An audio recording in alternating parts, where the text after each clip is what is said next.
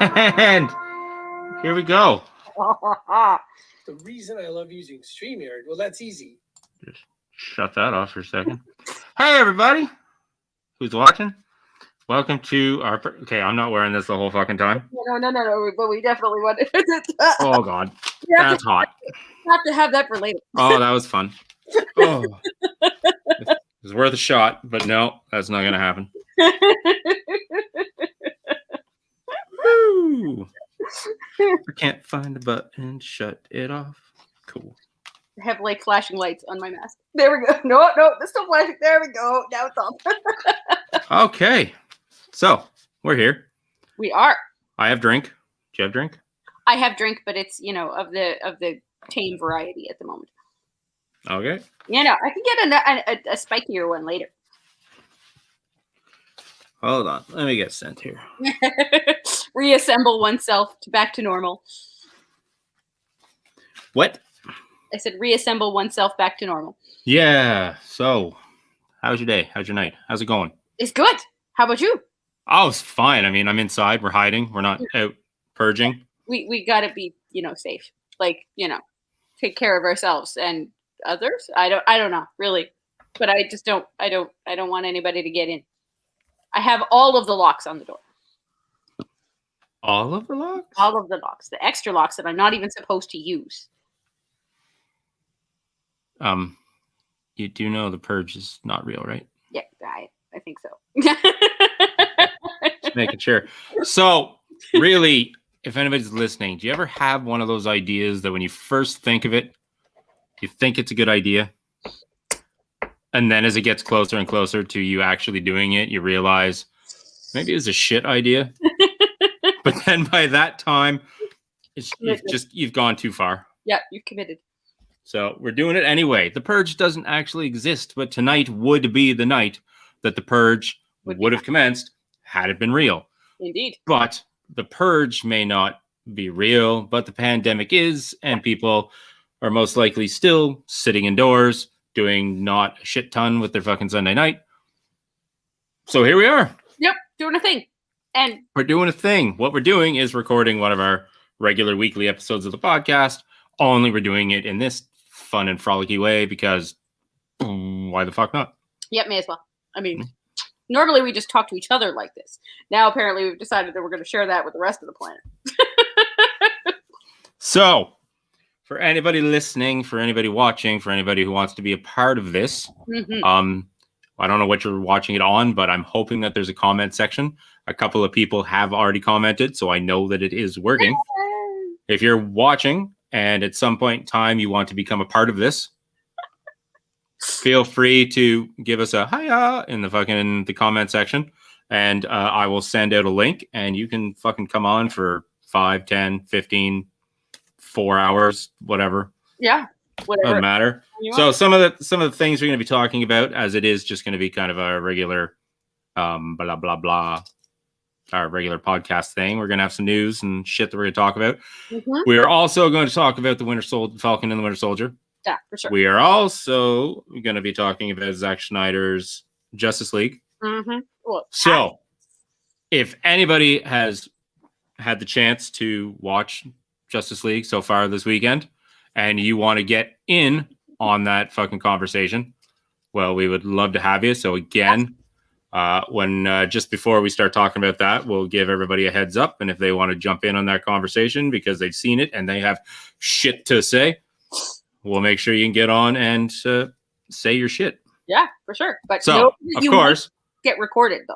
Yes, of course. That's the disclaimer that if you do come on to the live stream tonight, we are recording some of this and editing into our regular weekly podcast. So you will be on the podcast. Of course, the podcast is audio only. So don't worry. All of this shit will not be on the podcast, just your voice.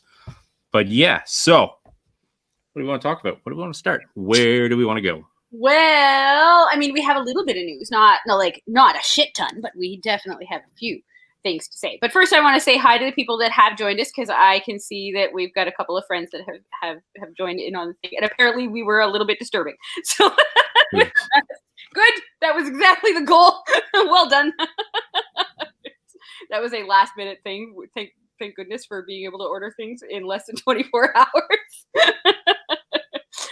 But yeah, it is. Oh, hey, look, we have been joined by another friend of mine. So yay, this is good stuff. But now, wait. What? Is a quart of milk and a loaf of bread joining too? I don't know. I don't know if her friends are, if she has any friends that are named that. Stick of butter. Do you have a loaf of bread and a quart of milk? She probably does in her house, though. Well, bring them along. Unless, that could be the names for her dogs. They kind of like, they're small and kind of yellowy white, so it could work. Right. So news-wise, as she said, I did buy bread today. She says, I remembered. I will. I have to remember not to use anybody's real names because that doesn't seem like the kind thing to do in our stream here. So I would use everybody's names. I know who they are. All right. Anyway, so the news that I had to bring to the table for the moment, we had a little bit of casting news to share. We heard that Sasha Calla was going to be joining as Supergirl in the upcoming Flash movie, and she will be the very first Supergirl of color. So I thought that was pretty kick-ass, and we have definitely need to move more in that direction. That was something that actually did get brought up with the Justice League film that has been released by Snyder, that there is more attention paid to the actors of color, and we need to put more lead roles in their direction, for sure. And one of the other ones that I came across, and this was something that I think you were excited about, was are we talking about Gareth Evans' new film? Yes. Oh, Gareth Evans. You make such good movies. And your next one is going to star Tom Hardy. Yeah. So for people who aren't familiar, Gareth Evans was the one who did The Raid. Yeah. And so kick-ass action films with, just amazing fight sequences. And Tom Hardy is good as a tough guy. So we think he will be a pretty good fit. We have no other information. That's it. All I need is Tom Hardy in a Gareth Evans film. Yeah. I'm on board.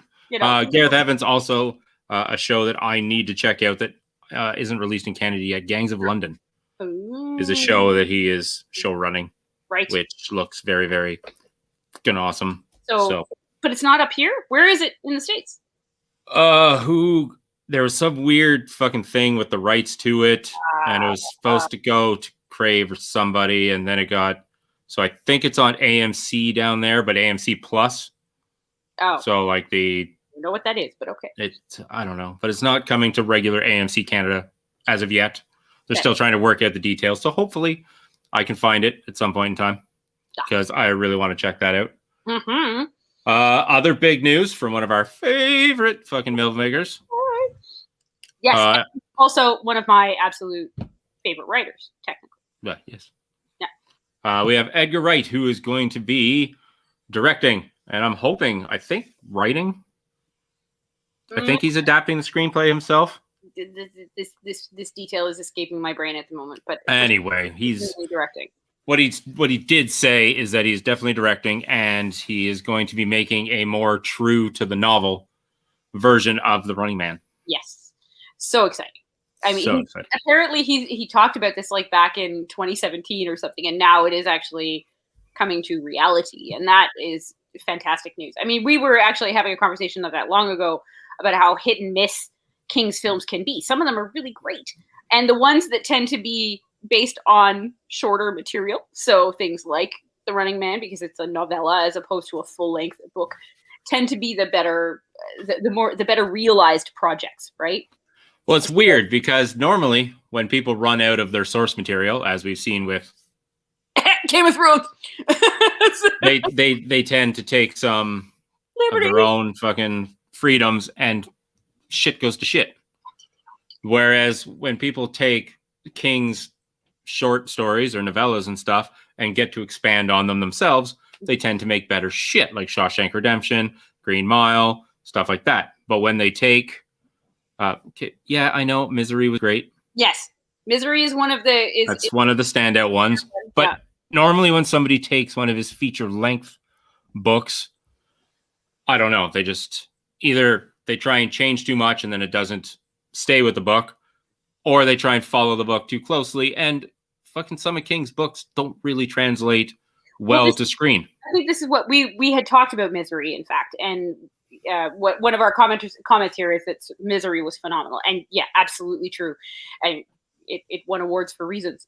But what we were thinking is that it was less about perhaps the length of the material, but more about the nature of the material. So when he gets into his far more fantastic stuff, it is harder to convey that on screen in a way that feels legit, I guess is the right word. I mean, it's supposed to be a fantasy, but even then, fantasies can be done in such a way that they're very immersive, right? And I find that somehow they don't quite manage to do that often with his work. His more grounded stories get a better sense behind them. Yeah, or things like less of the magic. So things like with Green Mile, where there was some, but limited. It was a small amount, and things like the Dead Zone and such, where they are, really fantastically acted. Anyway, we are super excited about this. I am looking forward to seeing what Wright has to do with it, because I like what Wright has to do with pretty much anything. So before you go on, who's drinking? But what are they drinking? I have 2 other pieces of news. I know, but I want people in the comments to write me what the fuck they're drinking. Oh, okay. Well, then, yeah, I suppose we can. I'm trying to talk to our people. You're engaging the public. I understand now. I do that on occasion. Yeah. Only through screen and microphone. I don't do it in the real world. No. They're talking to actual people. No. Oh, we got a Sprite. This is good. Holy shit! Fuck, throw it down. Ooh, cranberry ginger ale. That's a nice one. I like that. I guess it is a Sunday night, and I probably shouldn't be hammering back fucking Ryan Gingers. What? If you have 1 or 2, it's fine. And if I add a 1 in front of that 1 or 2, no problem. There was somebody in my building that put cans of cranberry ginger ale out in the free to go spot, and I was like, who's gonna take that right now? A stick of butter. I don't think she would take the from random stranger cranberry ginger. I feel like strangers are only friends that you haven't taken their cranberry from yet. Wait, is that enemies? I don't know. If you take their stuff, they're not gonna be happy. Strangers just friends you haven't met. Well, I like this heavy on the gin with the gin and tonic. I am a gin and tonic human as well. So I have no gin in my house. I have just moved here, and there's no gin here yet. It will come. Well, you haven't even fired up a fucking adult drink yet. No, I haven't. I have wine. That is my grown up. What is she stitching on a pillow? What are you stitching on a pillow? Friends are just enemies you haven't made yet? No, wait, that's not it. I don't know where that came from. It happens. Okay, and before we move on, that little ticker at the bottom of the screen. As you can see, it has all of our social medias. It does. If anybody wants to join the podcast, send us a message to any one of those privately, and I will send you the link there privately, and then you can join. So you don't have to write your email address in the comments, and we don't have to put the link out in the comments for just random fuckers to join, because that would be a travesty. Well, it could be. It could indeed. We could get trolls. I don't want them. Yeah, well, technically, I don't have to add them. No, but you might. I can just see them show up. Now I see what it is. Yeah. People who's cranberry ginger. Makes perfect sense. I like it. Yeah. Okay, you have more news. I came across some information on a couple of reboots. More reboots. Holy fucking reboot. That's what the universe does now. Anyway, but these ones at least were of interest to me. So ones that I would actually probably try and see what they have done. So they are redoing Mr. and Mrs. Smith. Oh, I heard about that one too. Yes. With Phoebe Waller-Bridge and Danny Glover. Not Danny Glover. Wrong. Not him. Sorry. The other one. I don't know where I went with that. That was different. He's too old for that shit. Donald Glover, thank you very fucking much. Fucking Jesus. Good Lord.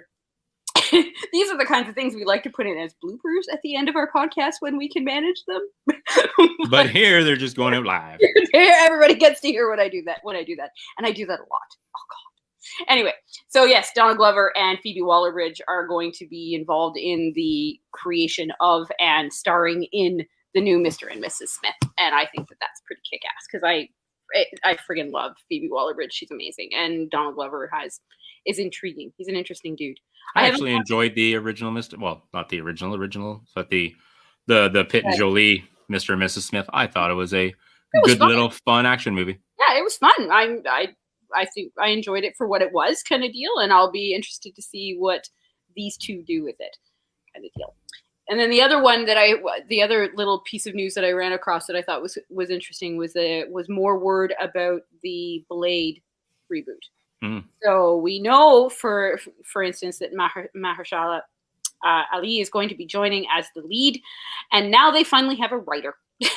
so that is, and they hold on a second so that I say her name correctly because it is a little bit tough on my tongue. Stacey Osai Kuffour.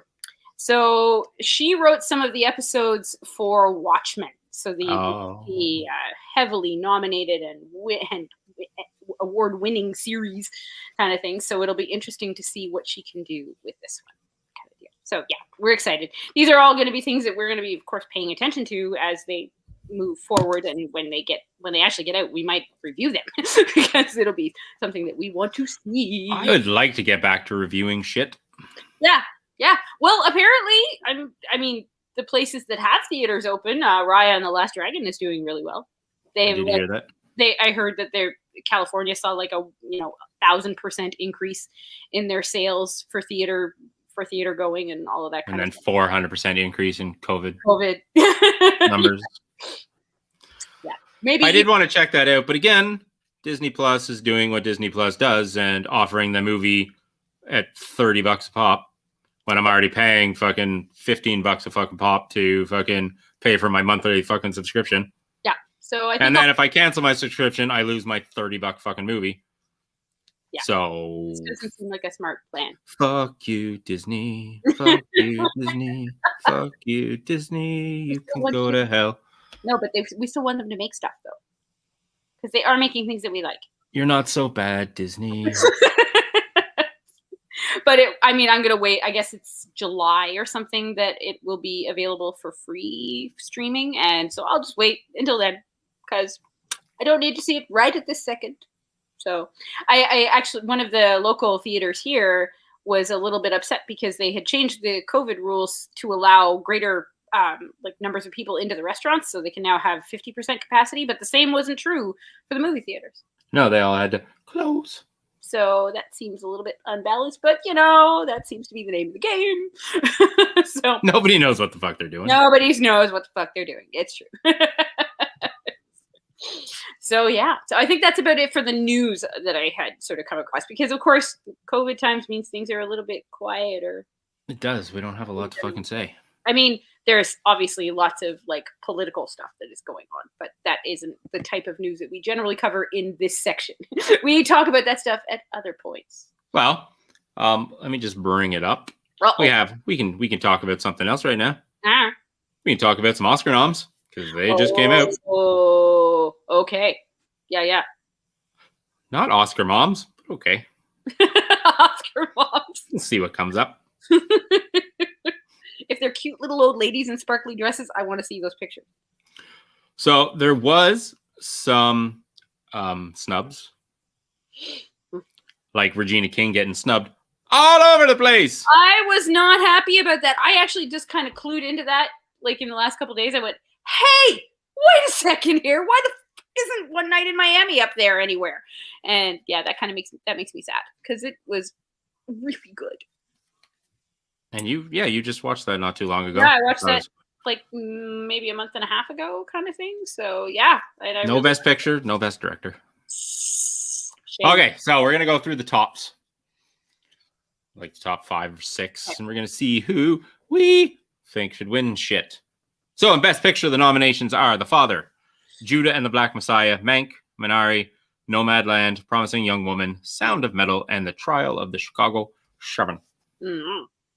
I with everything that I've heard, haven't seen the movie yet, but with everything that I've heard, I'm leaning towards Mank taking it. Yeah, I mean, I haven't watched that one yet. It's obviously on the list and it's on Netflix, so it's easy to get. I don't know. I mean, it looks gorgeously stylish, and of course, you know, the subject matter is the kind of thing that Hollywood likes to award because it's about Hollywood. But Hollywood, loving Hollywood. yeah, but it wouldn't be my pick for Best Picture. I don't know. I mean, I loved Nomadland. I thought that was brilliantly done. So, but maybe that one will be Best Director as opposed to Best Picture. You think so? Yeah, maybe. Yeah, Chloe Zhao is something to be is a force to be reckoned with, I think. So I would like to see her get that. But well, my friend Erin agrees with you. She says Nomadland. You can tell it wants to be an Oscar movie. Definitely tell it wants to be an Oscar movie. Absolutely. It's trying so hard. I mean, it went to all of the award shows, or the award, all of the different festivals. There we go, the film festivals, and did extremely well at all of them. So of course it was going in that direction. But at least having watched it, I would say it's deserving, and it highlights a thing going on in the United States that nobody's really been talking about. So I think that's kind of an interesting thing unto itself. So yeah, Minari was really good. Was that one on? Sorry, is that on the? Yeah, that one's on there. Yeah, that's up there. I really enjoyed that one as well. So, but I have to watch the rest of the picks before I make a final statement as to what I think should get it. Yeah, true. Yeah, I just go on hearsay. We will post a link after the podcast. What I'm thinking about doing is doing our own pop cult version of our pick sheet. Okay. And I will make like a printable version, and if any of our followers, watchers, whatever, want to jump in and fucking fill out their picks and then send it back to me, maybe we can have a little fucking competition to see who guesses the most, and maybe we'll have a small little pop cult prize for somebody. Because we're all about giving out prizes. Are we? It might just be my toenail clippings, but I will mail them to you. Okay, moving on. We got Best Director. We have Thomas Vinterberg for Another Round, who won't win because his movie wasn't in the Best Picture category. We can't have that. We have Mank, David Fincher. We have Minari for Lee Isaac Chung. We have Nomadland for Chloe Zhao. Zhao. And we have Promising Young Woman, Emerald Fennell. Oh, that's who I'm going for. Such a good film. It's hard to pick, though. Oh, Aaron wants a drinking game. I'm guessing that's the Oscar picks. We can do that. Okay. Yeah. Sounds good. Do we have to do like a certain number of shots if we lose or if we win? I guess it would be if we lose. Every category that we get wrong, we have to take a shot. Okay. That seems fair. I think there's like 22 categories. Oh, boy. A lot of fucking shots. Okay, maybe a sip would be a better choice. Okay, so we're going to rip through the Best Actor, Actress, and screenplays. Because those are the big ones. Those are the ones people care about. Yep. For Best Actor in a Leading Role, we have Riz Ahmed for The Sound of Metal. We have Chadwick Boseman for Mo Rainey's Black Bottom. Yeah. We have Anthony Hopkins for The Father, Gary Oldman for Mank, and Stephen Yeun for Minari.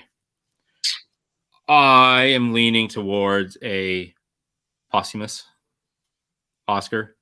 I've heard lots of noise about Hopkins getting it. Oh, have you? Yeah. I haven't heard any noise about Hopkins getting it, but I have yet to really pay attention. As it gets closer and closer, I start paying more and more attention as it goes. So it's probably not the... You don't actually really care about the Oscars. I do. I watch them every year. I fill out my little fucking play card every year, shit like that. And now that we started the podcast, I actually give a little bit more of a shit about these movies as they come out. I mean, it's not like it was a couple of years ago when you had movies like The Dark Knight for Heath Ledger or the Lord of the Rings movies being nominated and shit like that. Like, it's kind of back to being more Hollywood-esque or indie-ish or... This year in particular, of course, there is a big... It's obviously leaning in that direction because there wasn't that much to come out last year, except for a lot of these smaller films. So it's almost like every movie that you see that's nominated for an Oscar, I don't even think, or he barely made theater. Yeah, indeed. Like it's not the Oscars for the bigger films that made millions of dollars and were in theaters for months upon months upon months. Blah blah blah. But these are the films that I like to hear about from the Oscars too. Like this is what I think the Oscars should be.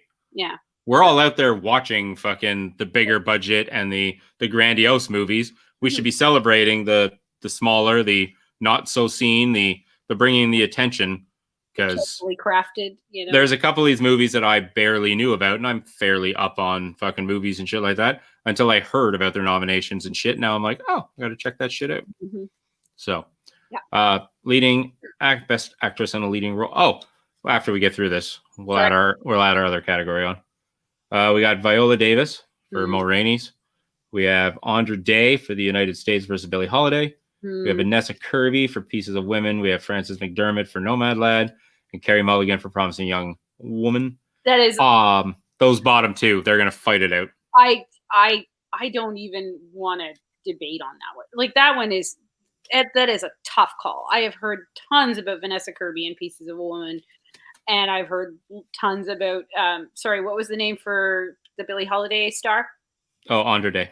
Thank you, Andra Day. I've seen tons of that, and of course, yeah, they're all fantastic. Viola Davis as Ma Rainey was amazing. Oh man, what a fucking character! And yeah, and of course, I love Carey Mulligan and Frances McDormand, because I always love Frances McDormand, and I always Frances McDormand is owed. Sure, I think she should be tied with Meryl Streep as far as I'm concerned when it comes to Oscars, because she is at least as good in my opinion. So, did she get snubbed for 3 Billboards? I do believe so. Yeah. Fuckers. Yeah, and 3 Billboards was so fucking good. So good. Yeah. So here, 3 Billboards. This is my segue into what we want to talk about. Mm-hmm. The Academy bringing up another acting category. I think we've briefly mentioned this before. I want to mention it again. Yeah. That the Oscars needs a category for Best Ensemble. Because you get movies like last year, it was Parasite. Yeah. Where how does a movie win Best Picture, Best Director, yada, yada, yada, and not one actor gets a nomination? Yeah. And the sad fact is that everybody in Parasite was an integral part of the story. Mm-hmm. So there wasn't really a lead. There wasn't a supporting. Everybody was kind of on equal footing. So we thought of this grand idea. And of course, we're not part of the Academy. No. But we came up with this grand idea of making an ensemble fucking category. Best ensemble. I mean, I know that there's another award show that does something like that. So it would be an easy one, because then movies like yes, exactly, Parasite, One Night in fucking Miami. Oh my god. As we just saw, 3 Billboards, because that was a whole. Even if you go as far back to a movie like Fargo or something, that should have gotten an entire cast nomination, and so we would like that to be seen, because there's just too many movies out there that an entire cast is overlooked because they don't have a standout lead in actor, actress, stuff like that. So Academy. I'm looking at you, but really I'm looking at my mic. I'm talking to you because you're on the other side of my mic. Oh, what do we got? Blah, blah, blah. Fuck it, I'm done with that. That's enough. We will be paying attention as time goes on, and we will be watching the movies, and then. And as Oscars get closer, we'll be doing our Oscar shit. So we won't spend too much time on it today, because it's still like a month off or something. Yeah, still a ways to go. Still a ways to go. I need another drink. If anybody needs me, I'll just be leaning over here. Well, Dime Store Magic has a good question here. The question is, do you think that if that category existed, it would change Best Picture choices? I don't think so. Based on what I just said about Parasite. I mean, because a film can get nominated for its like a cast member from a film can get nominated, and the film itself not actually become part of the best picture choices anyway. So I feel like it could exist as a separate entity. Because I mean, we just saw that because we have two actors, both nominated for Mo Rainey's Black Bottom. Mm-hmm. It's not nominated for best movie, best director, anything. So I think a cast can get nominated for best ensemble without the movie having to be placed in the best picture or whatever category. Yeah. You would think it would be. By the way, I'm drinking Barn Burner. Oh, Barn Burner. Fucking, it won the Canadian Whiskey Award for 2020. Excellent. Is it actually Canadian? I was very confused to learn that you could compete in these things without being from the country that you're competing in. Yes, it is. Okay. I heard that Finland makes a good rye. I want to try sometime. From potatoes at that. What the hell? Locally sourced and distilled in Ontario, Canada. Oh. Right here at home. So Dime Store Magic has a follow-up there. The question being, but don't you think that some of those picks are chosen because they can't choose just one actor or actress? I feel like that. So you think that if an actor and actress can't get picked for a leading role, that the movie itself will just get tossed into the best picture category as kind of a way of celebrating the entire cast, I guess, if that's what you're talking about? Which, yes, I do agree with. But I don't think it should be. Because, I mean, like, for me, Best Picture is supposed to be the entirety of the thing. So, you know, it should be about its direction, its cinematography, it's like the cost, like it should be about everything working together. And yes, of course, the cast is a part of that, but the cast is still a separate entity. Yeah, like the Best Picture, as you said, comes down to like 12 different things, from the screenplay, the costume, the sound, it's a culmination of all of the aspects and all of the Oscars that are giving out for one big thing. And I don't think the cast just itself would make that much of an impact on it.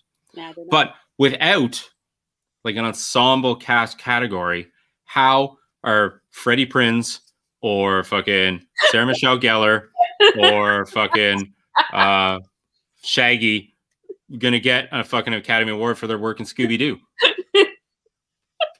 It's not a single one of them literally like shined that much above the others. But I think as a fucking, well, I think the dogs should get it. Always. You know, come on. Anyway. Well, we'll see what happens as we go along. I mean, there are certainly tons of changes afoot with the Academy in general. I mean, they've changed the composition of their jury. They're putting in new rules about how a film is going to get nominated. And we'll have to see what other kinds of changes come down the pipe. Fair. But of course, all these changes aren't going to fucking take place until like 2025, right? The changes regarding inclusivity and therefore, you know, possibility for nomination for an Academy, I think they're taking place over a series of the next couple of years, kind of deal. But like they're starting, so yeah, those things will come, and I think the jury will continue.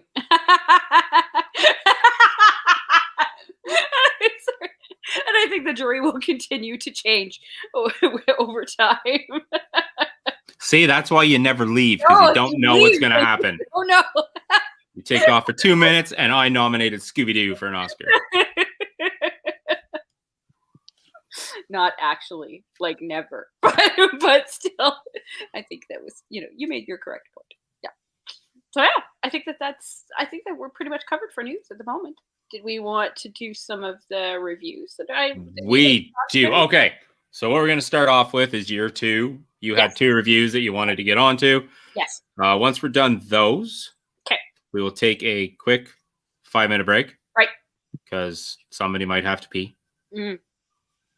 I'm not saying it's me, but it might be. But it's him this time. But it could be me. Me. So. And then we'll come back and we will do the reviews of Falcon and the Winter Soldier. Yeah. And Justice League. That thing. The big thing. And we're going to have a discussion about that too, because I got so much to say. Yeah. Mm-hmm. So anybody, if they want to get in on either of those other two reviews because you've watched the movie or the show, we would love to have you. Leave us a comment and I will send you a fucking link if you want to jump on and fucking throw your own review into the mix. But first, we have Karen reviewing stuff. Yeah, stuff. Two comic books this time. So the first one, and I have it here, and I can show it to you.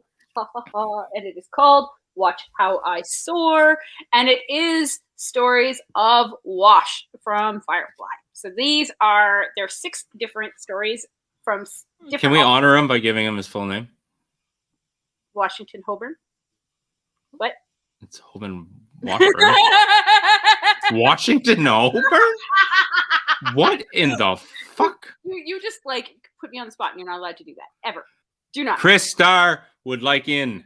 Okay. Now, Chris Starr, would you like in now or would you like in on our conversation about Winter Soldier, Falcon and Winter Soldier and Justice League? Or would you just like to come in and talk about fucking anything else after that? Yeah, I mean, he could just come in. He could just come in. Well, we'll get through your reviews. We'll take the break. We'll come back. We'll let some people in. Okay. We'll shoot some shit. Okay. So, yes. Where was I? Oh, yeah. Holden Washburn. You were putting me on the spot and making me feel weird. That's what it is. So, yes, of course, we have some comic stories about the lovely pilot from Firefly.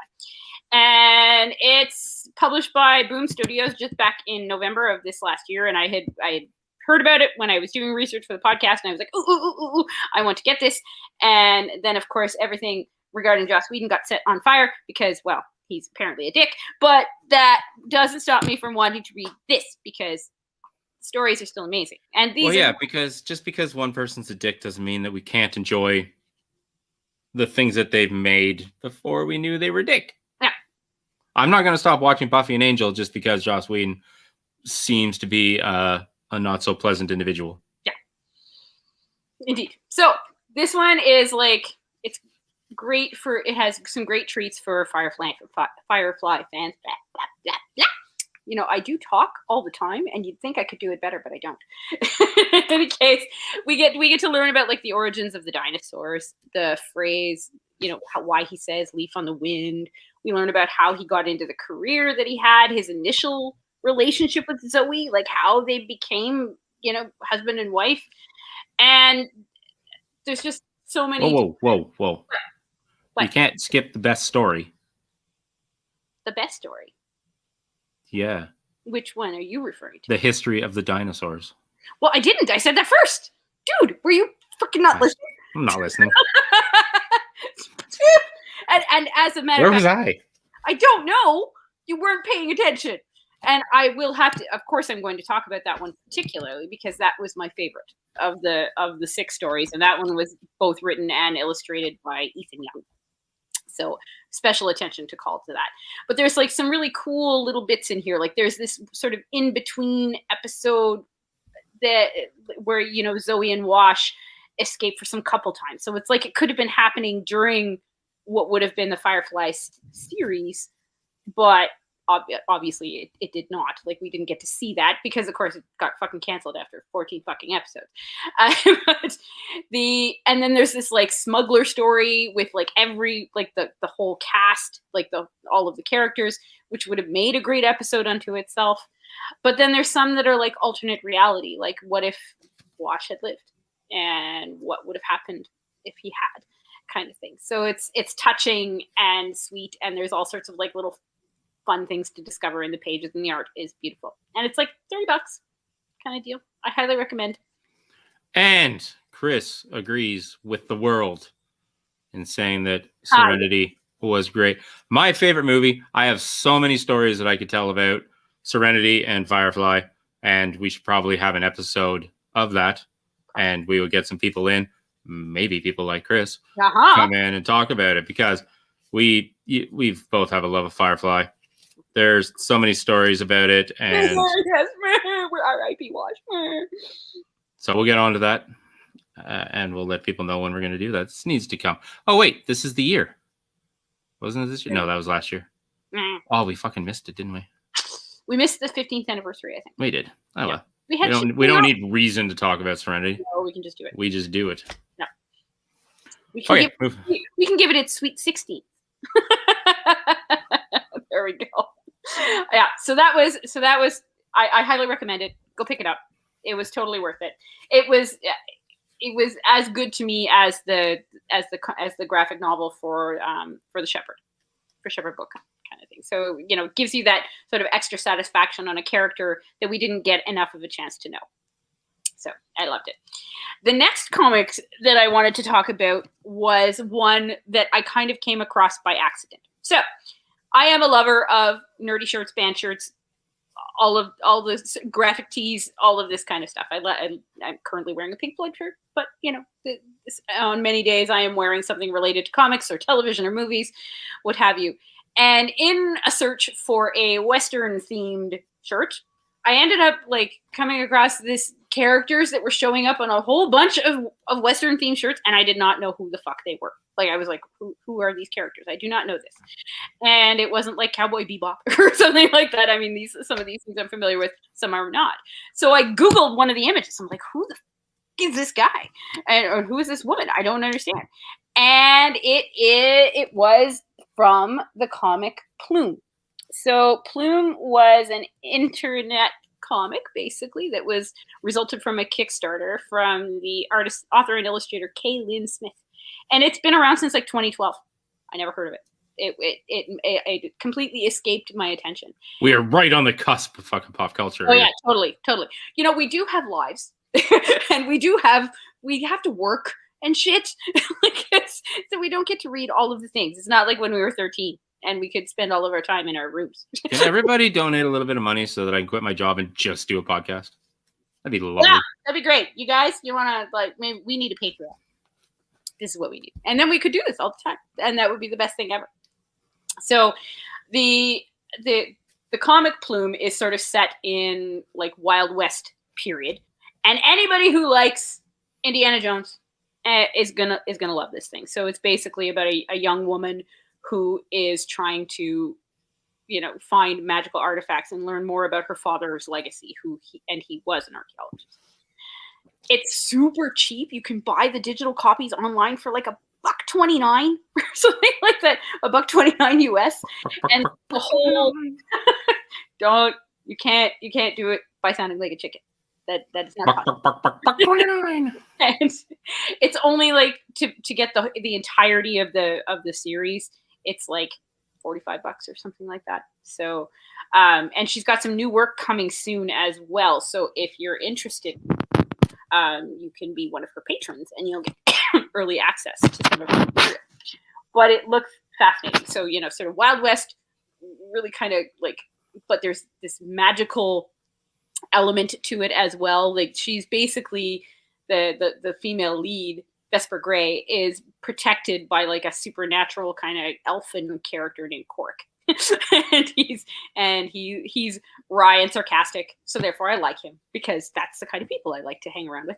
And so nobody noticed my podcast host or anything there. Not sarcastic at all, right? No, always genuine and completely forthright.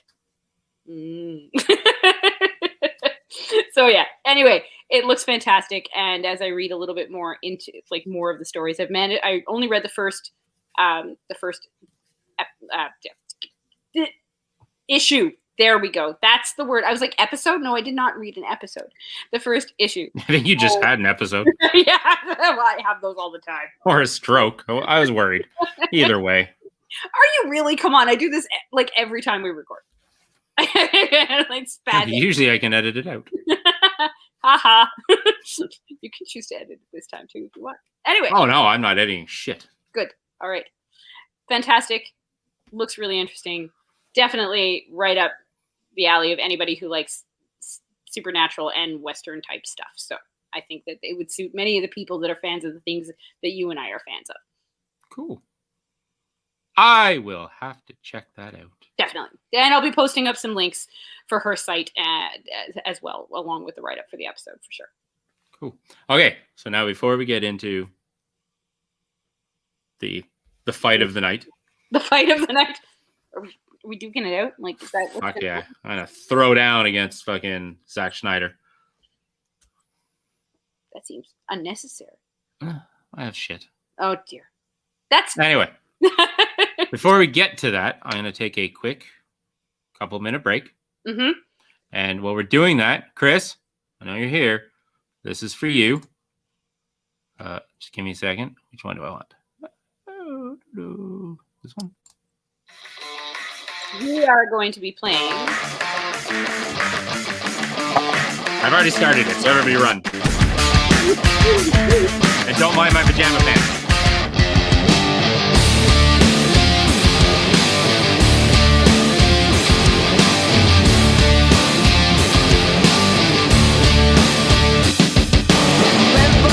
No time to stop again. If I'm gonna crash, at least I'm buckled in. When it's said and done, I hope I'm gonna win. That's just how I am and will be till the end. I don't wanna stop. Bring back the pain, the time that I wasted. Here I go again, head first like a bullet. Rushing the gates, gonna make some mistakes.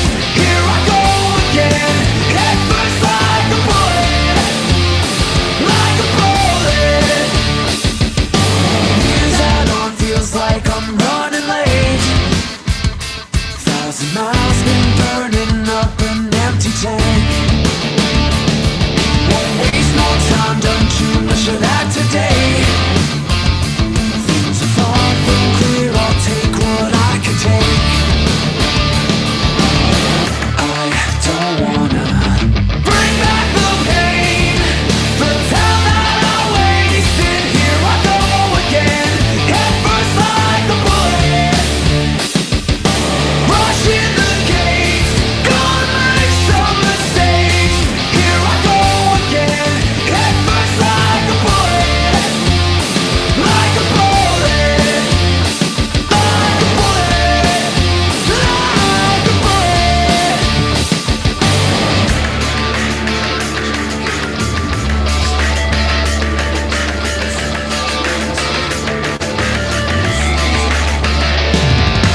Bring back the pain, the time that I wasted. Here I go again, head first like a bullet. Rushing the gates, gonna make some mistakes. Here I go again, head first like a bullet. Like a bullet. Like a bullet. Like a bullet. Like a bullet. I don't wanna stop. I don't wanna stop. I don't wanna stop. I don't wanna stop. Nice. That was... Fuck was that? That was like a bullet. From Atoms to Ashes. From Atoms to Ashes. Awesome little rock band out of Quebec that we really like. And who we were just talking to. Yeah. Technically. So let's get that fucker on. Okay. I probably shouldn't call him a fucker as I'm about to invite him onto the in podcast. the nicest of ways. Let's invite that fine gentleman on. Okay, so I gotta. So just amuse everybody while I do this. Amuse everyone. Okay. What shall I talk to them about? I don't know. Would they like to see my giant painting of Trogdor?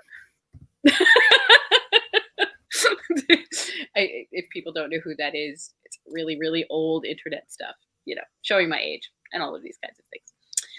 We'll have to see. Okay. So, Chris, if you're listening, am I still here? He's still there. You just like chimed in Okay. like a minute ago. No, I said, am I still here? If you check the Adams to Ashes, Tell us a joke. The only okay. joke I know So, are dirty. Cinderella's going to the ball. This is the one I wasn't going to tell. You weren't going to tell this one? I wasn't going to tell that one. You tell it though. Oh, I'm fucking telling it. Okay. But first, before I tell it, Chris, I just sent a link to your Gmail. So if you want to go look for it, well, he's doing that. Okay. Cinderella's going to the ball. Mhm. She's older now. She's matured. Yeah, exactly. So her fairy godmother shows up. I'm gonna paraphrase. Mhm. It's a long fucking joke. Mhm. Fairy godmother shows up, knows that she's an adult now, but still wants her to be careful and blah blah blah. So gives her a diaphragm. Mhm. That's what we do. Mhm. And just warns her because she still wants her to behave and shit, and tells her that she has to be home by midnight or it'll turn into a pumpkin, Mhm. which would probably be painful. Okay, here's Chris. I'm going to bring him in for the rest of the joke. Okay. Welcome, Chris. Hey! Long time no see. I know, it's been like 24 hours. And it hasn't even been 24 hours. How's it going? Oh, it's going great, guys. How about you guys? Oh, we're having fun. We have a punchline. I missed the punchline. No, It's still coming. It's Okay. coming. So, Yeah, here we go. Okay. So Cinderella's going to the ball. Her fairy godmother wants her to still be safe and adult, gives her a diaphragm, tells her that if she's not home by midnight, because there's still a curfew, that her diaphragm will turn into a pumpkin. Anyway, Cinderella goes to the ball. Fairy godmother sitting at home. It's like midnight. No Cinderella. 1 a.m. Still no Cinderella. 2 a.m. Fucking still no Cinderella. At like 3 o'clock in the morning, Cinderella fucking arrived back at her house. She's all disheveled. Her hair's all fucking bad. Blah, blah, blah. And her fucking fairy godmother is pissed and is like, where the fuck were you? Probably didn't swear. This is a Disney. Anyway, is like, where were you? And she's like, oh my God, I met like the greatest guy at the ball, blah, blah, blah. And fairy godmother was like, well, who is he? And fucking Cinderella's like, his name was Peter, something. and if you know, That's my punchline. Cool. Peter. I'm gonna review that joke in a couple of beers. How about that? Disney after dark. Just remember that when she met Peter, she probably at this time had a pumpkin inside her. Yeah. And, was gonna. There was definitely some premeditated pumpkin action there. I think she planned it. That's what I want to say. I think she planned it. If she knew his name. If she knew his name, she knew that she was going to run into Peter Pumpkin Eater at this ball. That was a heads up play on her part. Oh yeah, she premeditated. That's what I'm going with. So for everybody that's tuning in, this is of course fucking Chris Starr from Adams to Ashes. Yes. Fucking fantastic band who we have become fucking fast friends with. Because they're awesome. Great fucking guys. And last night, we had an invite to a viewing party for their upcoming single and video, which was a fucking stellar night. Beautiful. Great song. Yeah. So, and of course, you just watched one of their videos. Which, thank you guys for sharing. It was super awesome. No problem. I mean, it's what we do. It's what we try and do. We're a small little podcast, but we like to make our friends and show them off. Mm-hmm. Look, unlike Cinderella, unlike Cinderella, size doesn't matter, right? So, so do you want to fucking tell our listeners anything? You got any cool news for the people who weren't privy to your viewing party and all your upcoming shenanigans? Yeah, get privy to our parties, like our page, man. Join in on this stuff. The more we are, the merrier. I mean, you guys saw it yesterday. It was so much fun. It's always such a shame when I'm basically told from like the guys, like, come on, like 1 hour, like, you know, it's like we got to move on with our lives. But yeah, I even chimed back in. I was just like, screw this when the song ended up playing. It was just like, I'm back, bitches, you know, like. Yeah, I know. Background, you got people that are like, dude. No. You always got to come back at the end. That's oh yeah, of course. that is always really appealing to fans, right? Is when you are as engaging as you are, and you want to talk to people, and you want to get to know people, and your social media is so much fun. So I definitely recommend people to join up with that. It would be it's a highly enjoyable thing to watch. I think I have more fun than they do. Like when we set up these things, it's just like, what is from time to time. I mean, that was like our third edition, I think, that I was saying at the beginning. And from time to time, it's kind of like, what can we like do to up the ante, you know? And sometimes it comes like having you guys on was so much fun. I remember Tyler saying like, well, what do you guys want for merch? And then Tyler's chiming in, he's just like, oh, ATA thong. Oh, well, buddy, APA symbol right there on the crotch. Oh yeah. If I ever stumble upon your address, which I have my means of finding your address, you may get a thong by the mail, and I will request some photographic evidence that you got it. In a completely non-weird way. Just, of course, everybody needs proof of me. That's wearing a right. Exactly. I would follow with for our eyes only, but I don't know. Oh, it'll be out there for the world to see. Yeah, you know, it's people don't need to hack my phone. I'll just fucking show her right off. Yeah, let's leak it. Let's just, let's get. We'll do a little thing on our stories. Yay or nay. Yeah. Should Tyler be our next underwear model? Yay or nay? I don't know. Also, I should be in the same amount of shit that you guys were last night because I suggested cake last night and I didn't bring any to our own podcast, so I feel horrible. Pretty disappointed, sorry, everybody. There's no cake. It's I didn't send out cake before the recording. Yeah, that would. I guess in that case, we would require RSVPs.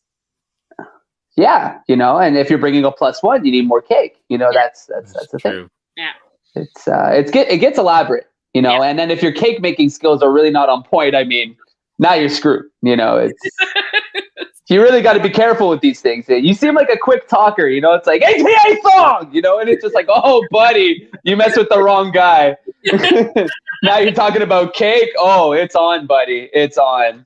I mean, we can just pick up a Costco cake. I'm fairly sure that feeds about 1,256 people. Yeah, at least. I kid you not. I got one for my birthday. I think it was 2-3 years ago. I had it till my next birthday, and I probably ate consistently cake about 3-4 times a week. Oh my yeah. Oh yeah. Yeah. I eat too much cake. Is that? It was too much. If that's possible, that is it. Because it was my birthday for a year. That's okay. So here's what I'm gonna do for you, Chris. Okay. Last night you shared a fun St. Patty's story. Oh, and as it just went by, it was. I love how no one got on board. It's like, who's Team Chris, who's Team Sean? It's like people were shy. It's like I don't know. I don't want to say the wrong thing. I was on Team Chris from the start because you said that it was an embarrassing story. If you were going to tell it about somebody else, you wouldn't have phrased it that way. You'd have been there. You go. This fucking story. That's a man that knows. So mine didn't take. He has many of them. Yeah. Pardon? I said he knows because he has many of them too. Oh yes, I can only imagine. No. So here I am. Hold on, let me get another beer for this one. Yeah. I got popcorn making. Hold on. Popcorn. I'm not a big fan of popcorn. It needs flavoring. Mm. Anyway, so my story doesn't take place on St. Paddy's Day, but I'll tell you a good drunk story that ended in catastrophic injury.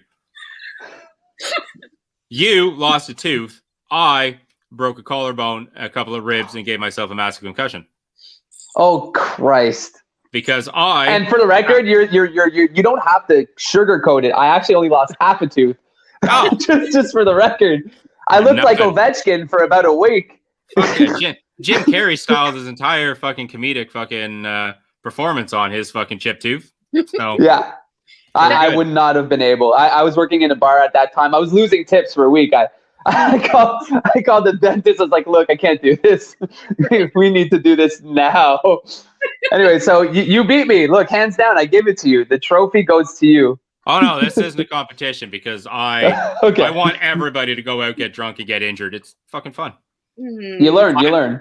I have matching scars above both my eyebrows from 2 drunken nights of walking into a parking meter and walking into a wall.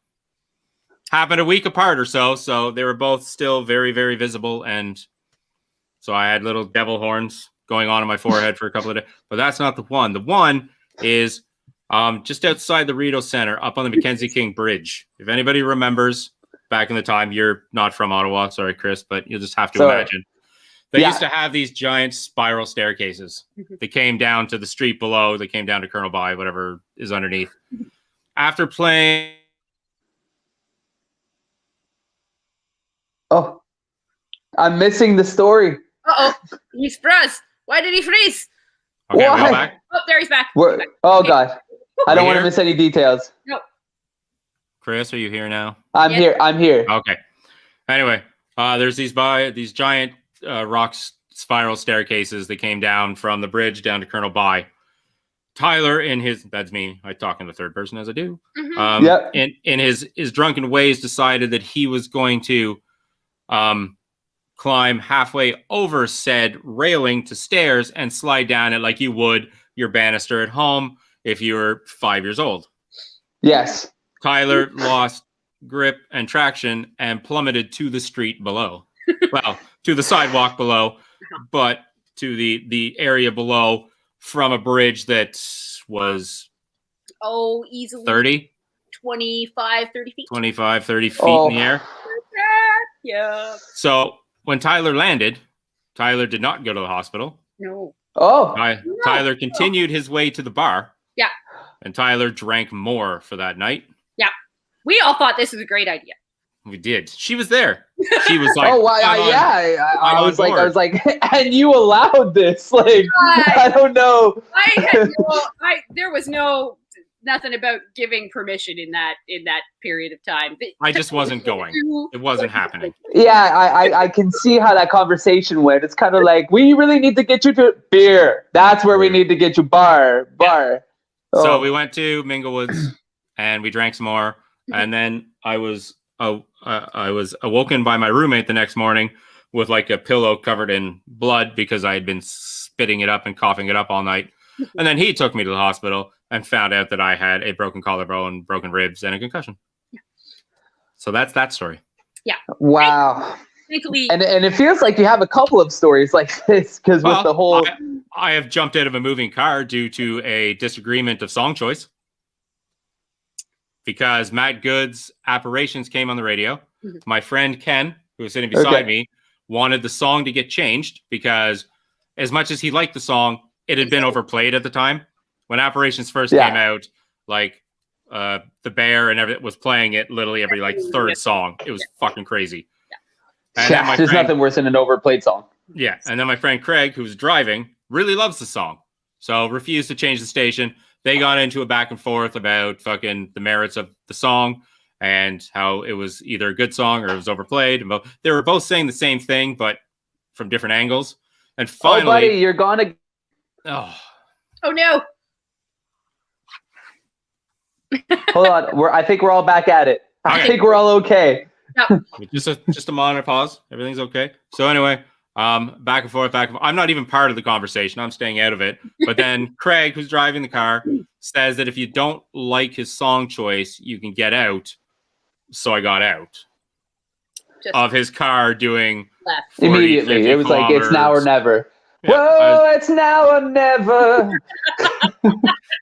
Serenade, Chris. Do it. I ain't gonna live forever. Now, if that song was playing, that would have been monumental. You're disturbing your friend, Tyler. Dancing Magic is slightly traumatized by oh God, the internet. Oh my God, I hope it's not me. Yeah, I've heard this song or this story a couple of times, it would seem. Mulligan's is also not on board with the damage that I put my body throughout the years. No, it wasn't good. It was not good. Well, for anybody that's listening, I have broken 20 some odd bones. Look at you, Evel Knievel. That's pretty much how it all happened. Yeah. We used to, when you lived in Stittsville. I hope there's a motorcycle involved. No, there was a BMX involved. But That's close enough. That was a rock about this size being stuck under my kneecap and having to be pulled out. I still have a big scar there. Most of it was growing up in small town Stittsville and having nothing to do. But at the time of living in small town Stittsville, they were really building it up. So all over the place, there was newly built houses and retirement homes and apartments and stuff like that. And we used to go like late at night and just run around in them and like tightrope walk across like the framing and everything. Oh, and I fell from a 3rd story on our end rooftop into the basement. I missed the essentials of the story. So there was rock under the knee, big hole, and then it came back to 3rd story and into the basement. I'm like, there's a dive in here somewhere. There was a fall more than a dive. It was, climbing on things he shouldn't have been, and gravity, doing what gravity does. I think we lost Chris again anyway. Oh, no. Yeah, I'm back, though. I'm back. We're here. So, Chris, let me ask you anything or something. Not anything. Okay. Just something. I know you were busy this weekend. Did you happen to catch either The Falcon or the Winter Soldier or Justice League? Oh, I think he's having an issue again. Okay. I'm going to leave Chris a message, and we're going to unceremoniously cut him from the stream for now. I will leave a message saying that why. Dude.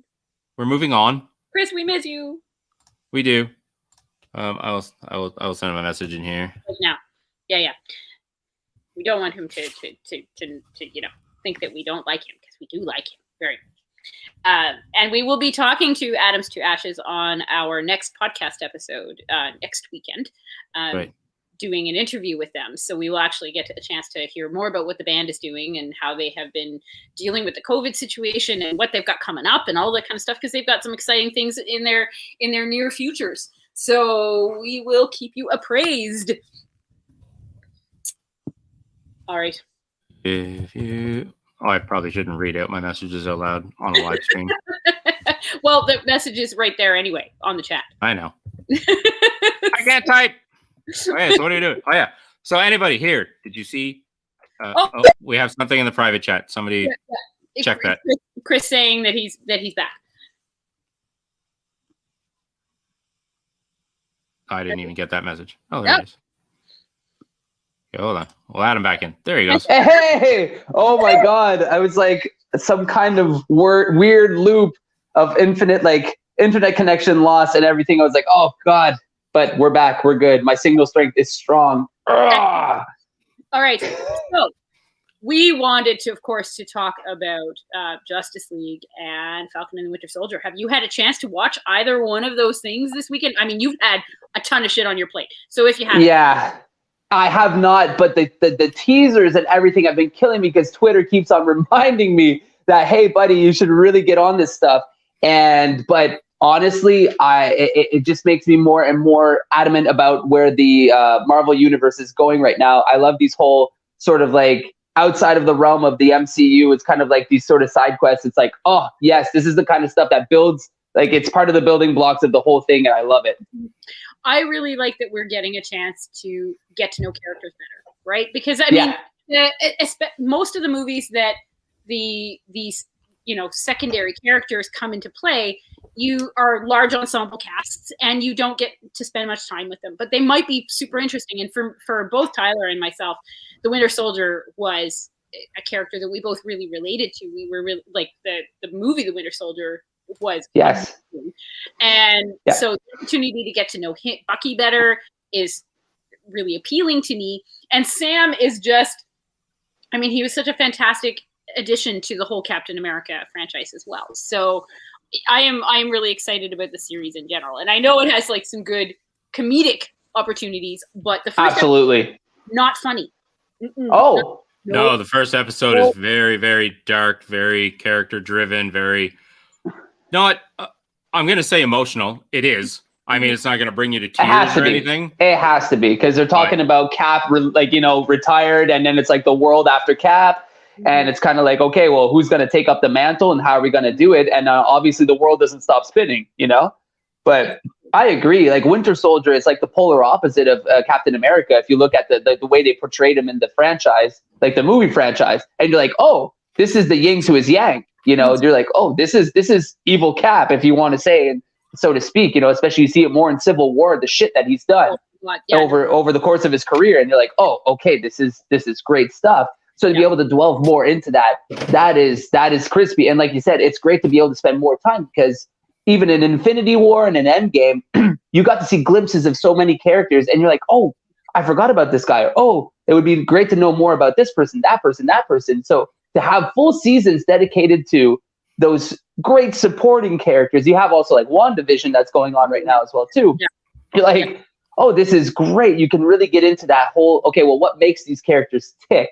And Falcon even more, because it's like he was shadowed so much in the whole series. And now it's like, okay, now we're going to see really what this guy is made of. Like, why was he recruited in the first place to the Avengers? Well, now we're going to see why.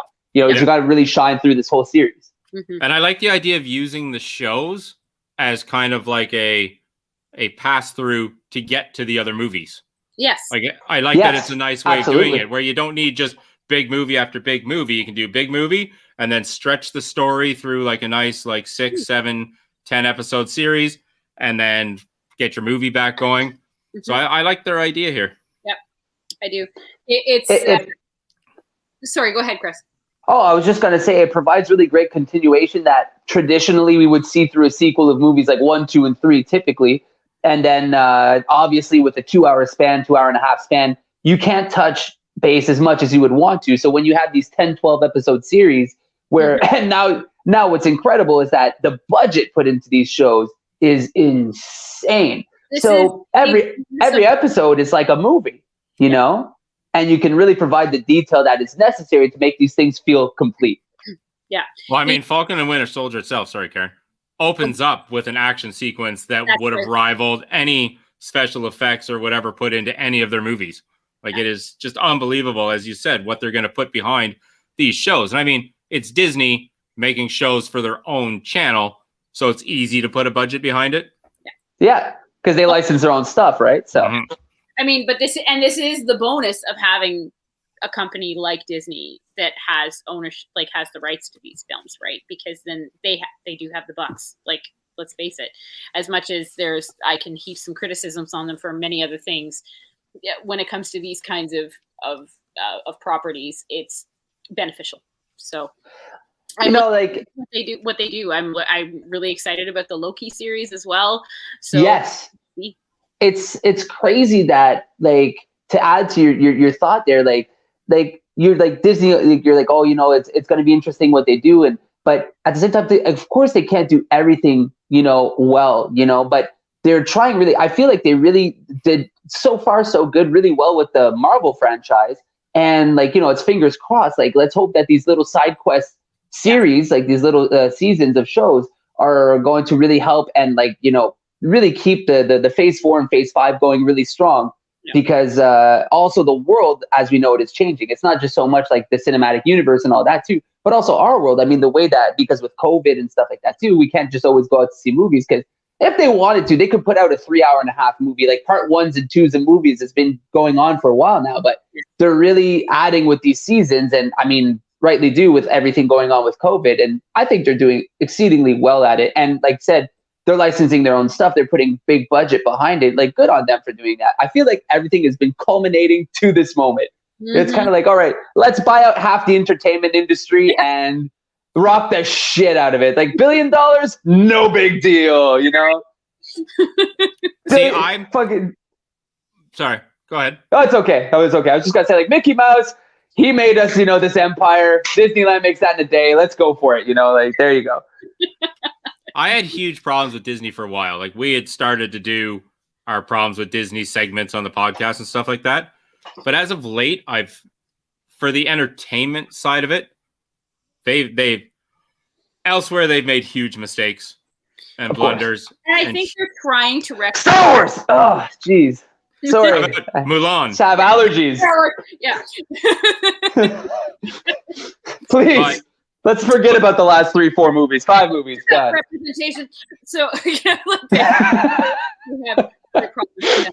But but I do actually think that many of the upper management now is starting to realize some of these kinds of issues and are actively working to change them. Like we're seeing differences in who the showrunners are, and we're seeing differences in who are getting lead roles and things like that. So just seeing more like presence of LGBTQ and all sorts of other types of inclusivity aspects coming into play, which is finally. So if they keep in that direction, then I'm going to be happy. So, and traditionally too, like when a movie would kind of become a TV show, it was hard to keep the main characters. We think of so many movies in the past that have gone to TV after, and traditionally, if your movie went to a TV series, that was like that's where it went to die. You know that it's like, oh damn, like they had a good run.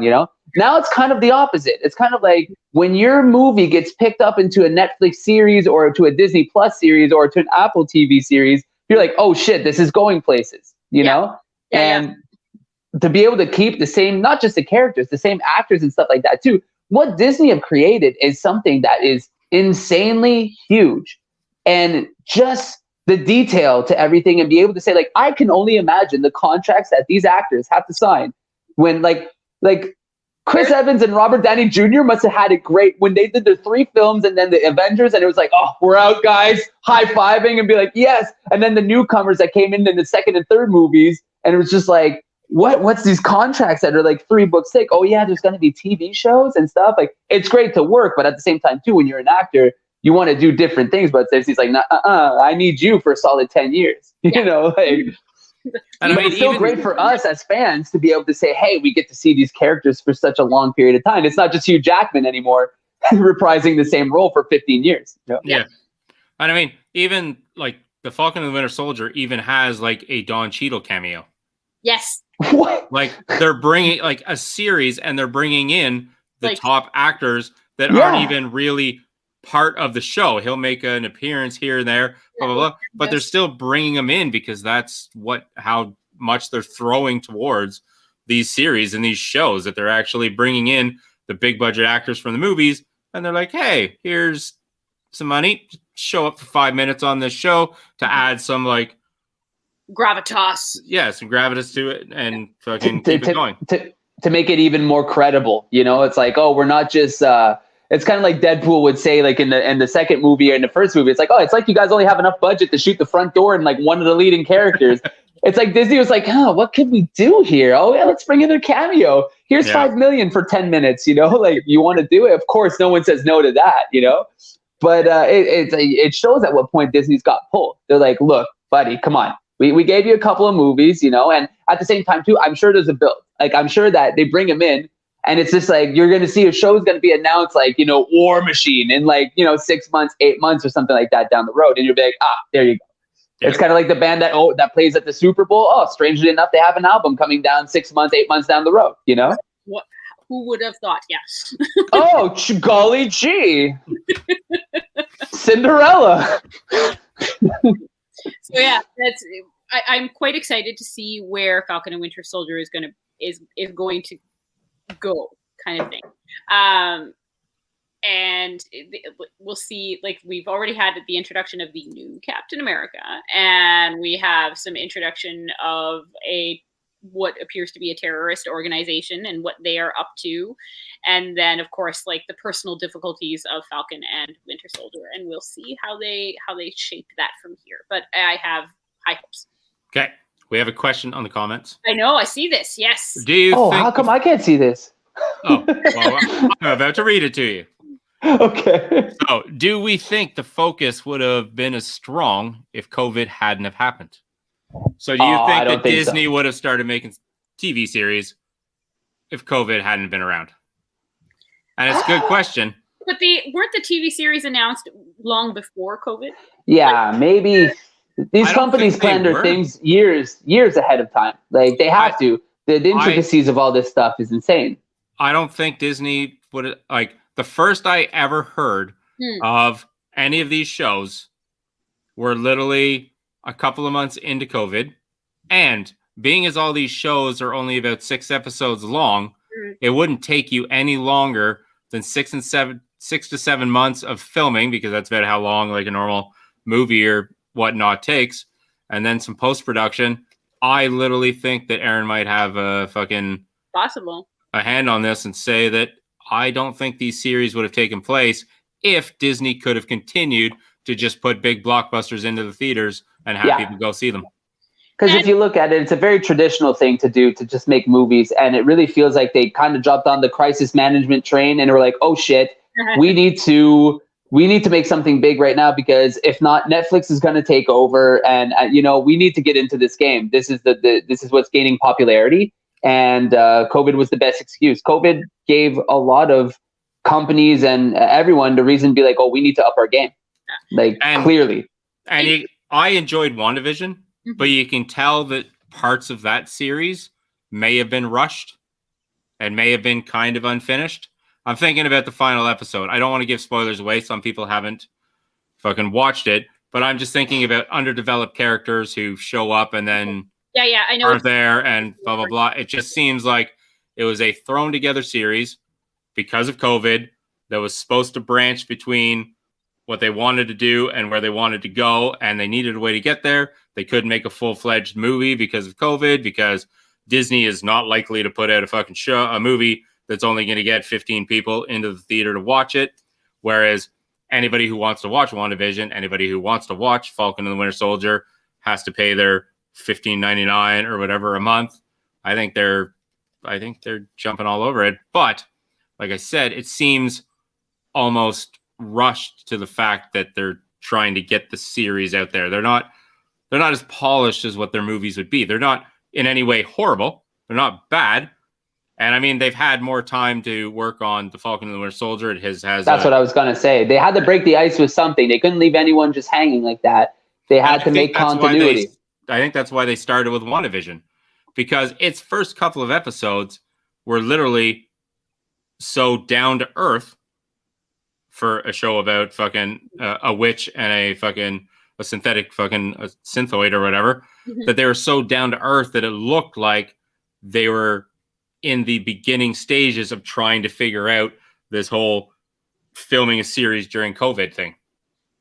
Yeah. And now that we've stretched into it, like the opening to Falcon and the Winter Soldier is one of the biggest, that's like fucking action sequences, special effects kind of extravaganza fucking moments that I've seen in a while from an MCU.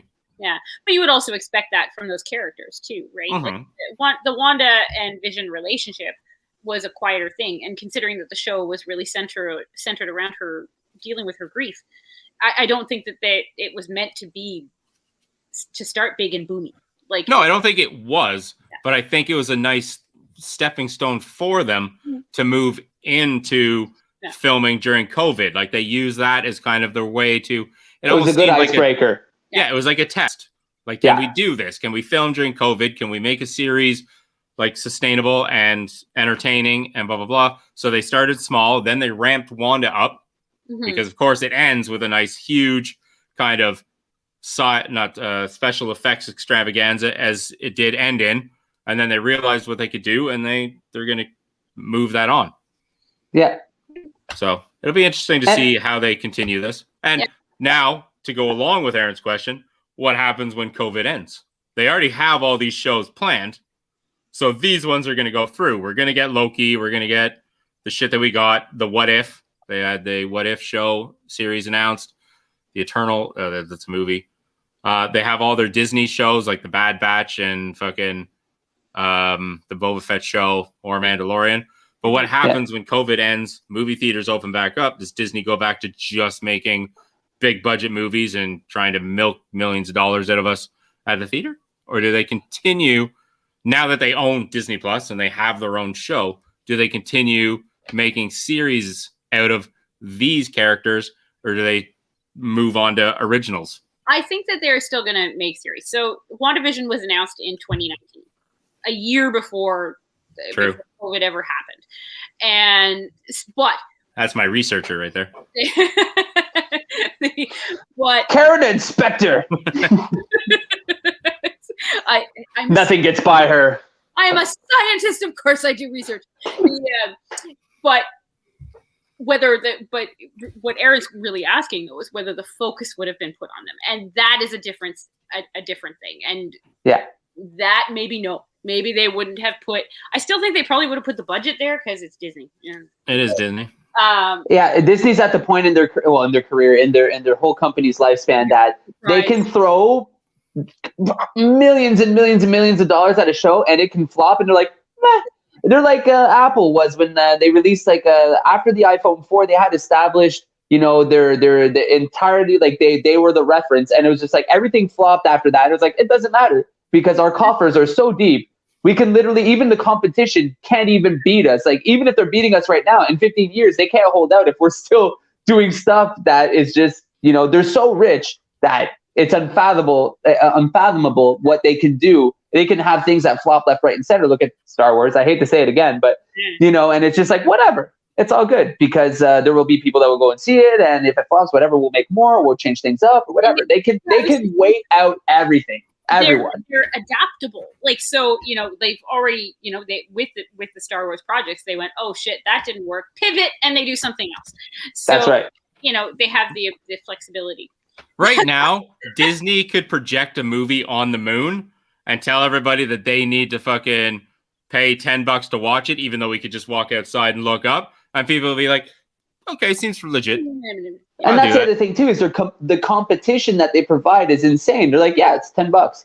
Oh, okay, cool. I'll pay $10. You know what I mean? It's not like they're saying something insane like, it's $25, $30 a month. It's like, fuck off.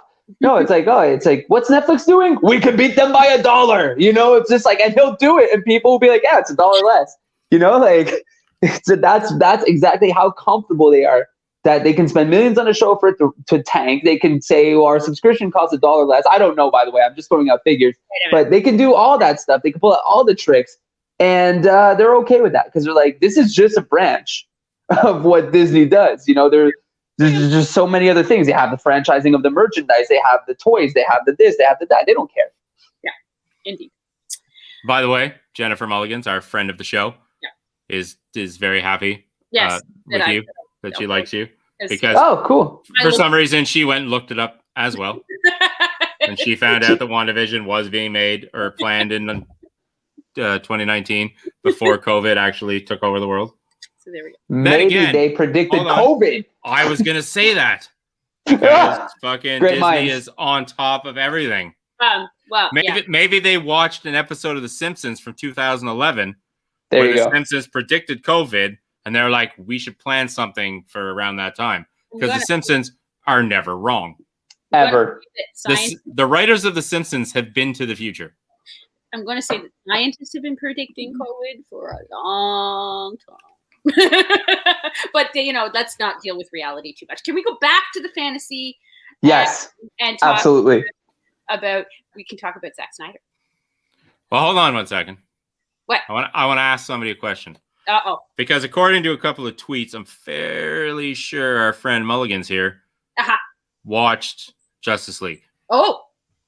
Am I correct in assuming that? I'm just waiting for her to comment. We can ask her. Are we gonna bring her on for that? That's what I'm thinking. No, you have to come now. If she has watched it, she has to come on. I'll just do all the Bon Jovi references today. If anybody has watched Justice League and is watching us right now, let me know. We want you to come on because this is going to be a discussion. I heard you guys ragging on Joss Whedon before about the whole. I love Joss Whedon, but he wasn't a fit for Justice League. As of late, and this is a conversation we're going to get into. Oh, okay, never mind. She didn't watch it. She just looked at the budget. Okay. And which was enough. Yeah, what her tweet said. Let's do the same movie twice. Yeah.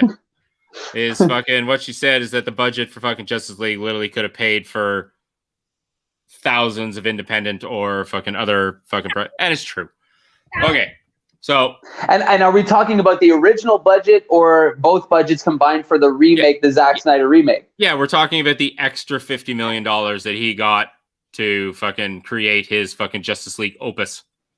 Wow. Diana Magic does not want to be on camera, but she can be on audio. Who? Aaron. Oh, that's fine. You can come on and talk. You don't have to be like visible to the universe. Don't be shy. Yeah. I wonder if I can do that. Because she just, she can join the thing and then just not give the cam permission. Because if we're talking about, I'll send her the link, and if she can join in just audio wise, then we'll bring her on. If it doesn't work, then my hands are tied. Because I gotta say, growing up, a lot of the characters from the DC universe actually appealed to me more than the Marvel universe. However, like we're talking Batman, we're talking Superman. We all grew up, especially the movies that were made of these characters. Growing up, we're talking Christopher Reeves as Superman and Michael Keaton as Batman in the late '80s and early '90s. Were epic. It was just everything was just so great. And then, hash and rehash these series. Some made it, some didn't. Batman kind of thrived afterwards. Well, after flopping and then thrived. And then the Superman franchise took 20 years about to get back on train. But, we all grew up with these characters. And it was like, I feel like a lot of us had maybe more of a lean towards the DC universe. So obviously when Justice League is announced, after Man of Steel, Batman versus Superman, you're kind of like, oh, sweet. And then when I went to see the movie, I was like, I felt like I was like, there was something missing, especially after seeing Avengers and stuff like that too. Even if it wasn't characters I identified mostly to, I still felt like they did a better job. And I was like, it felt like there was missing something. And then I guess with the Zack Snyder remake, they're trying to go captivate that darkness that, he can really go and get, that they weren't getting into that and into Justice League, but still is DC. I felt like they were trying to close the gap between Marvel. It's like, dude, they had 10 years on you guys of what their ideas were. Just they I'm not sure they had a clear idea, but after like a couple of Iron Mans and a Captain America and this and that, they're like, hey, why don't we make an ultimate freaking universe of this, and it'll cost billions of dollars. Yeah. Well, Zack Snyder had an entire plan for the entire DC universe at one point in time. He was, I mean, what it took for Marvel was Feige, right? To come in and have the grand vision. And what was supposed to happen was Snyder was supposed to take over DC for Warner Brothers, whatever, and he was supposed to do the exact same thing. Yeah. Okay.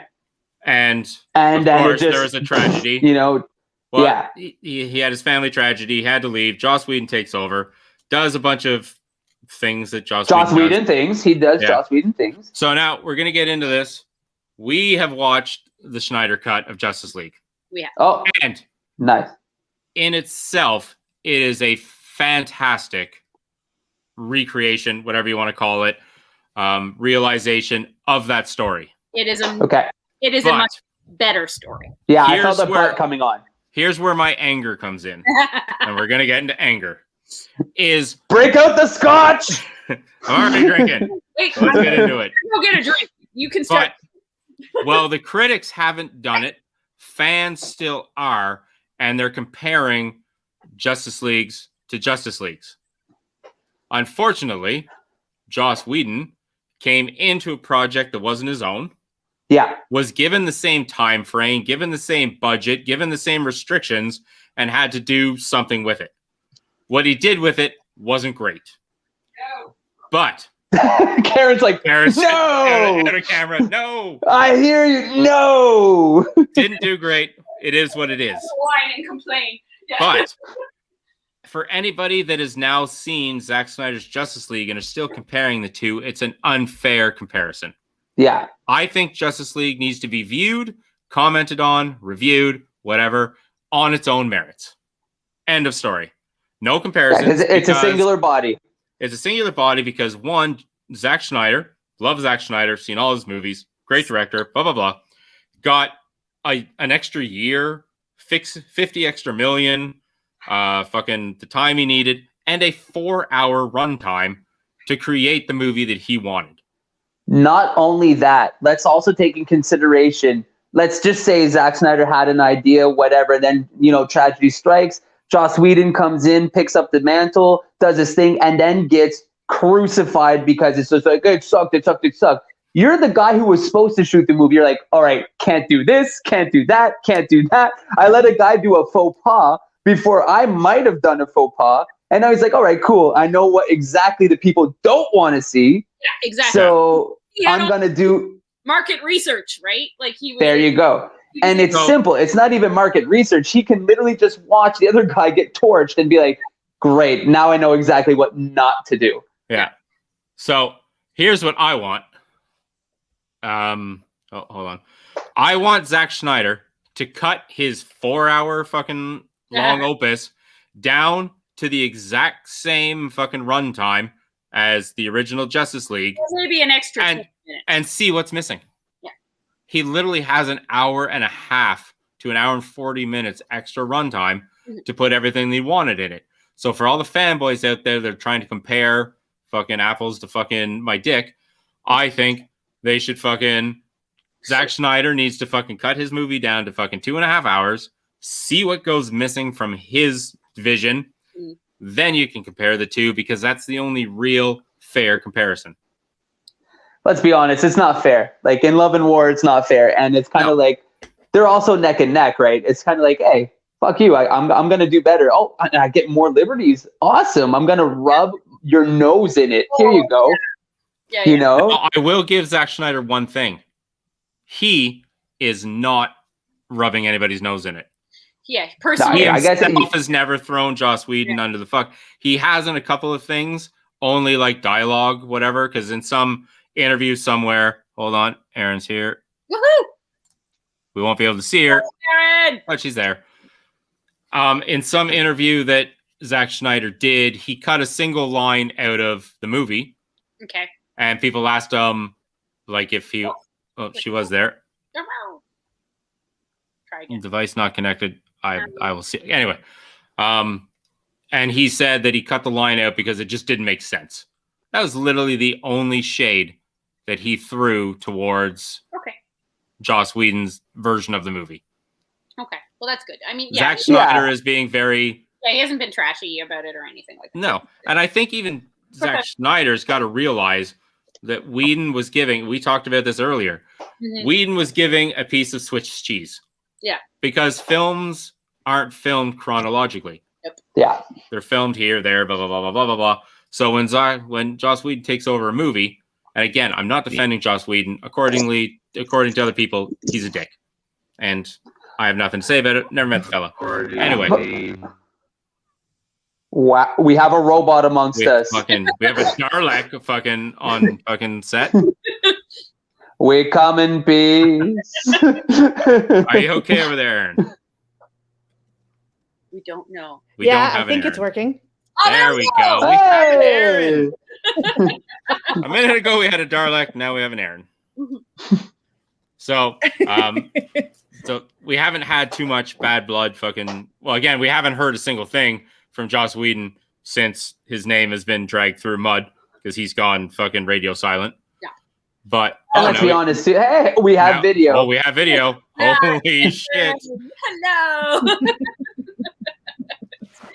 But again, way too excited. Well, yeah, it's fucking. I have to argue the comparisons. If you want to review Zack Snyder's Justice League, be my guest. We're going to do it too. It's going to be reviewed on its own merits. Yeah. No comparison, no anything. The only way I would ever compare these two movies is if Zack Snyder had filmed his movie under the same restraints, time restraints, budget restraints, everything, and put out what he wanted. That's the only fair. I like that she's wearing a Superman shirt as well, by the way. That is excellent. Star Wars. We're all in the same Disney club here today. I'm wearing Pink Floyd. I'm wearing absolute shit. You're just. I'm not wearing pants. Ha! Beat y'all. Or... Funny. Joke's on you. Not wearing so then. Okay, but here's the deal. It's human nature, though. Like, just to finish up on that point, It is human nature, though, to use a base of comparison. You know, especially when it has the same fucking name. You know, it's Zack Snyder's Justice League and Justice League. It wasn't named Joss Whedon's Justice League. You know, it was just Justice League. Everyone's retaining Justice League. So, of course, people are going to do a comparison. It's human nature. However, I do agree with you, but it's just human nature to be like, oh, you know, it's fucking shit. Fucking, here's this color is so much fucking better. Yeah, blah, blah, blah. And you're going to have the fanboys and fangirls and get involved and everything like that. And it just becomes a mess. But I agree. You should take it aside and be like, okay, well, you actually do review it as Zack Snyder's Justice League. And then Justice League and be like, okay, what did I like from one? What did I like from the other? Pros and cons, be objective. But people, especially when it comes down to movies and franchises that they love, it is so hard to be objective. And I speak from the heart. Like, I really love Dragon Ball. And when something comes off as, you know, like Dragon Ball GT, everyone ragged on it. It's like, you know what? I got to watch it to really see if it's bullshit. And it was so hard for me for the 64 episodes to stay objective. But I did. But I still hated it. I was like, I can't. There's too many things that just make no sense. I'm like, even if in my whole objectiveness, I'm like, there was no sense to this. It was just so many pieces thrown together. But that is human nature. People just want to be like, you know, just get their opinion in and just fucking trash talk or defend something without giving it too much thought. Just like, fuck this, or yeah, this is great, or whatever. And that is why it is our job to not be like that. So because we had this discussion earlier. If Zack Snyder had to cut his 4-hour opus down to a theatrical runtime of say 2 hours and 20 minutes, we discussed this earlier. We're fairly sure that the same shit would go missing. It seems likely. Because we watched it. There's only certain shit that you can cut out of a movie and take it down to a 2 hour and 20 minute runtime. So when I watched Zack Snyder's Justice League, and it's 4 fucking hours of fucking good old times, if I, as I've always wanted to be a filmmaker, I've written, I've dabbled in fucking directing and fucking shit like that. Like, I have that kind of mind. I watched it and I thought to myself, what? And you were there. You were talking to me. And I thought to myself, if I had to cut this down to a theatrical fucking release, what would I cut? Yeah. It was all the same shit. Yeah. All the shit that Zack Schneider added into his 4-hour opus was the shit that I would have taken back out to get it down to 2 hours.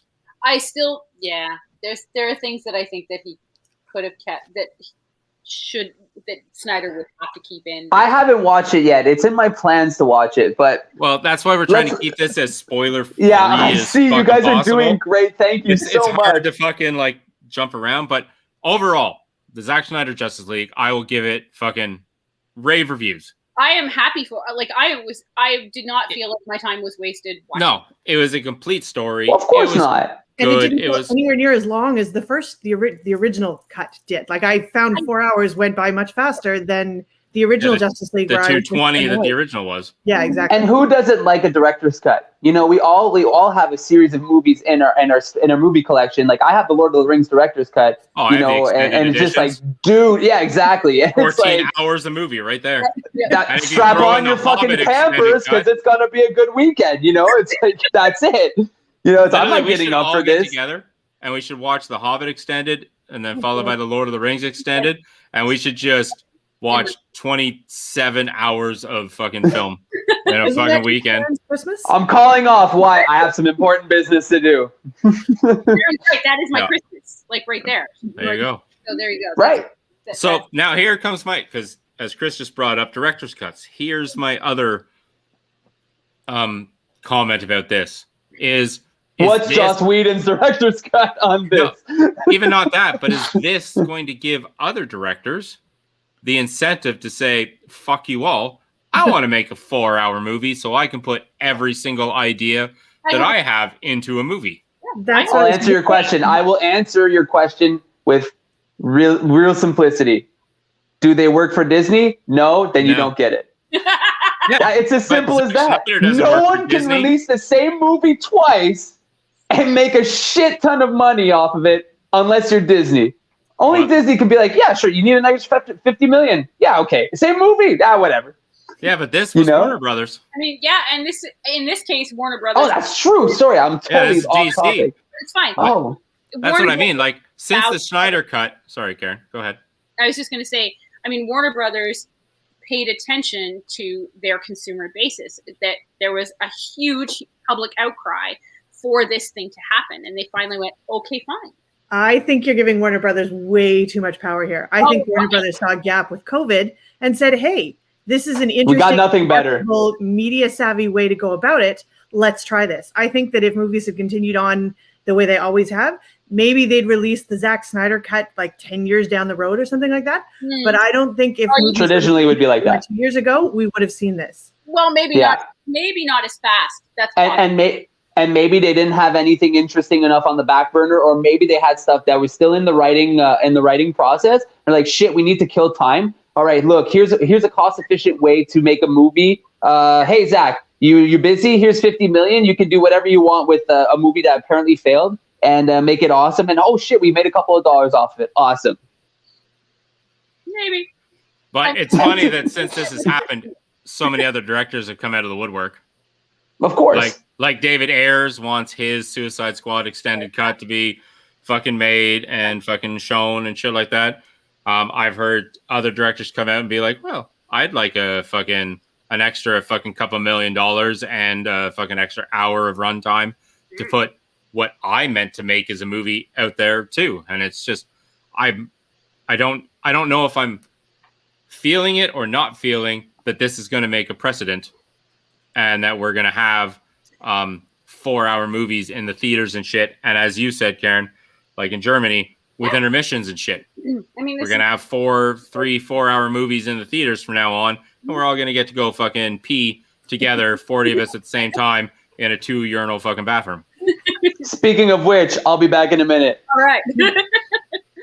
Does anybody else have to go? Because I got another song lined up. I'm good. Okay. We'll just continue talking then. Wine. Okay. Well, we have to shore this up pretty soon because we already missed the 9 o'clock hour or the 8 o'clock hour. We did. But we do have the 9 o'clock hour coming up. Yeah, we can do trivia at 9. So for people that are watching, we have trivia. I have trivia coming up. Yeah.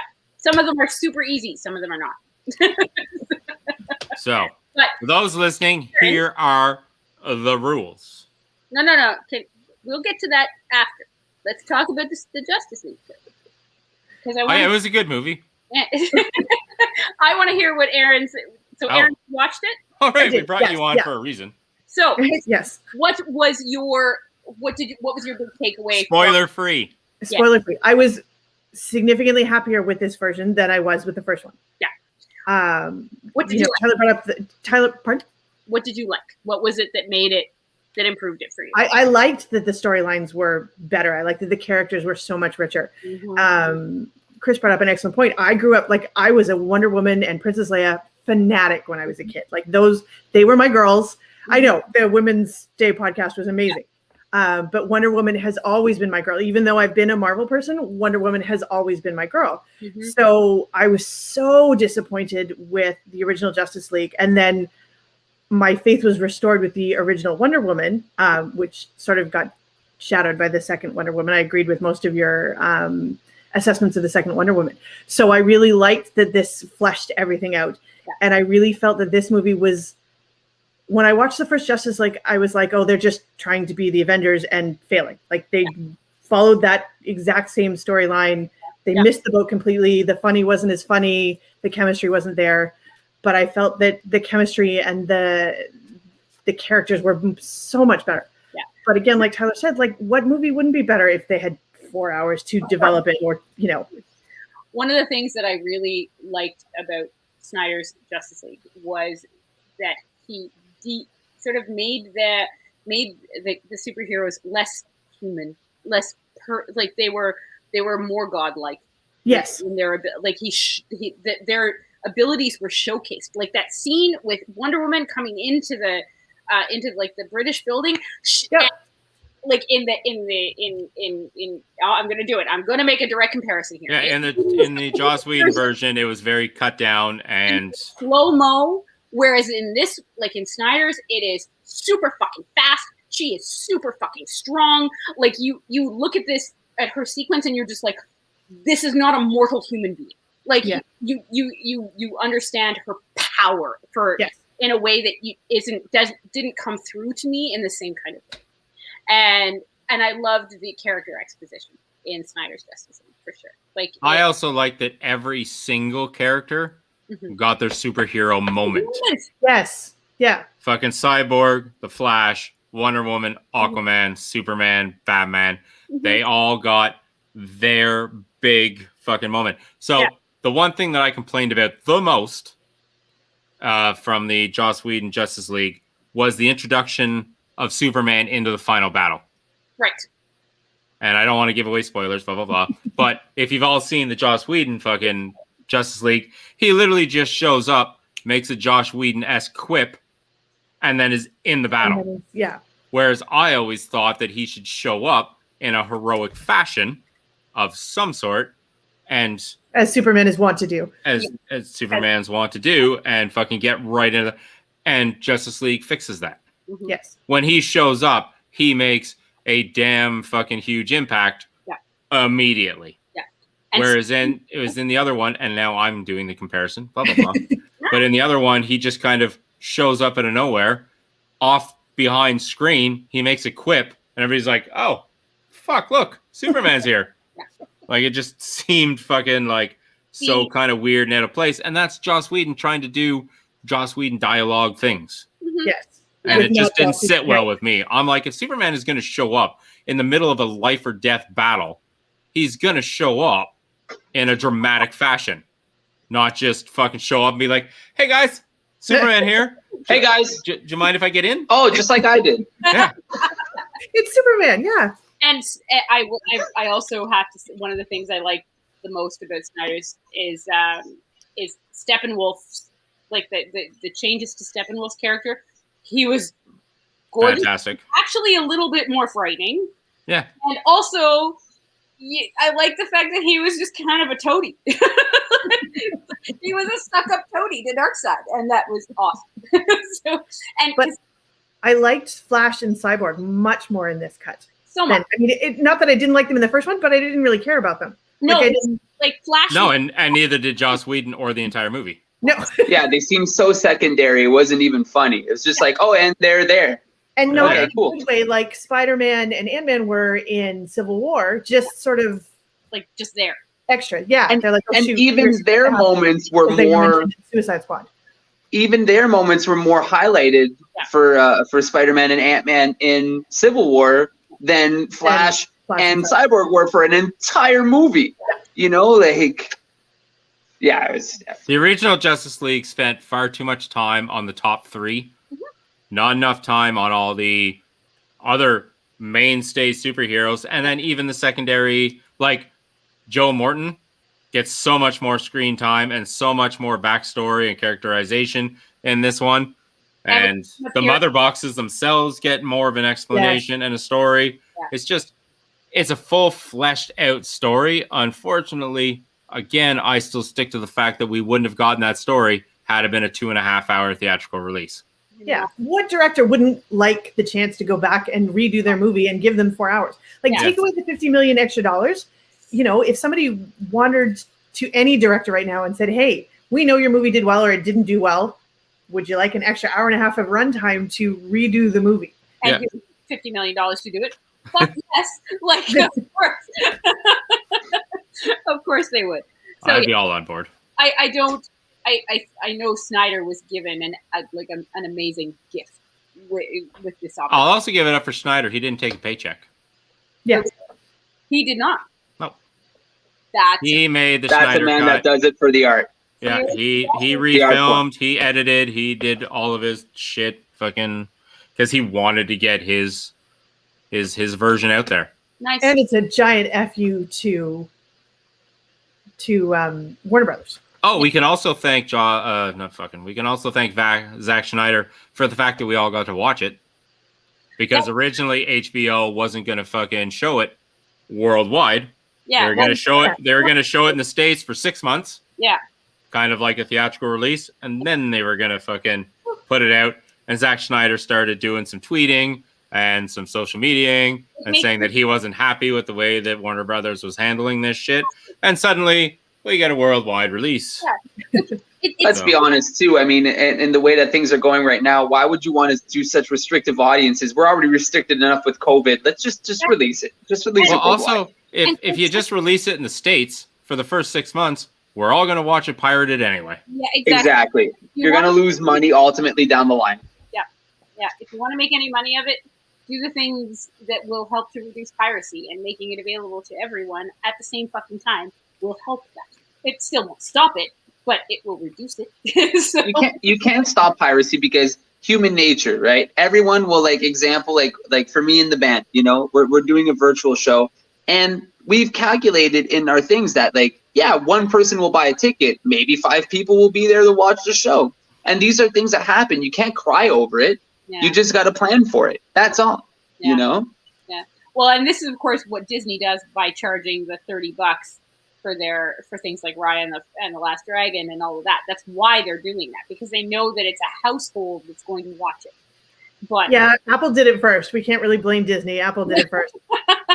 I don't care who we blame; they all suck. They all suck. Like One person does it, everyone does it. There should be stages of rental. If I want to rent a movie on Disney Plus for like 12 hours, $4.99. 24 hours, and you figure I'm going to be watching with other people, $9.99. If I want to buy the movie, fucking $25.99, blah, blah, blah. Or But to put it Mulan, to put it Raya. Get a discount. It's $30 for those of you that don't want to pay for Disney Plus. It's $12 for those of you that already pay for Disney Plus. Yeah. That's the thing. Like, I already pay my $12.99, my $15, whatever the fuck it is, $14.99 for Disney Plus, and you're still going to charge me $30 for Raya. Yeah. Whereas I could just go buy the DVD for $22.99 in about 2 months. Yep. So But can you wait 2 months? For Raya, yes. For Raya, Mulan, yes. For that. Yeah.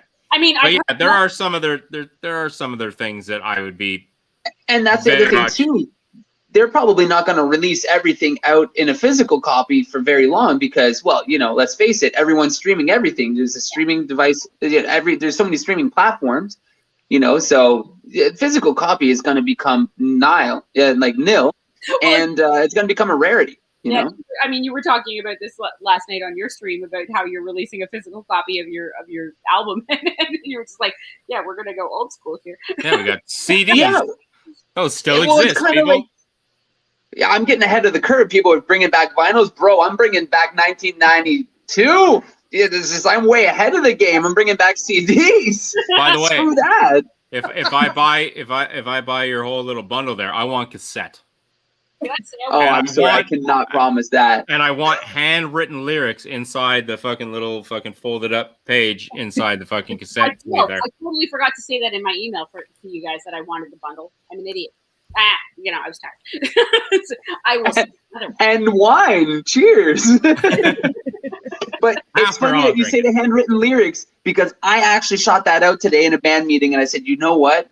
Let's write the shit out because we're doing limited print. So I said, let's do some crazy ass handwritten lyrics, like totally old school shit, and tuck it in the CD pochette and be just like, hey, people would like just eat that shit up. They'd love it. You open it, you have a handwritten lyrics sheet. Like, that's like those are the best that I've ever opened. Like opening up, you open up one CD and it's just printed lyrics.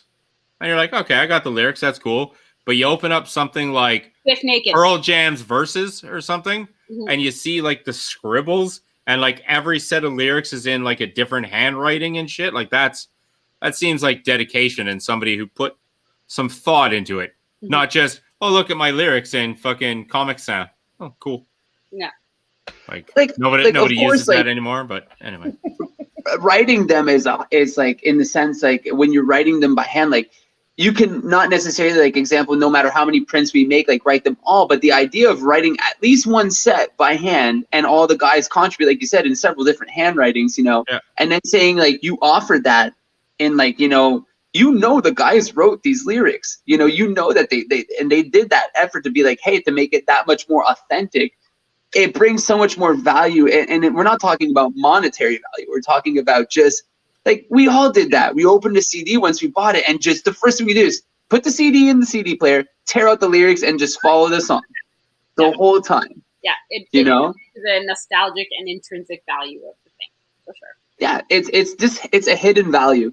It's these things that we're gonna come to appreciate again because, well, you don't get that. Even with the behind the lyrics for Spotify and stuff like that, it's not the same. It's not the same at all. No.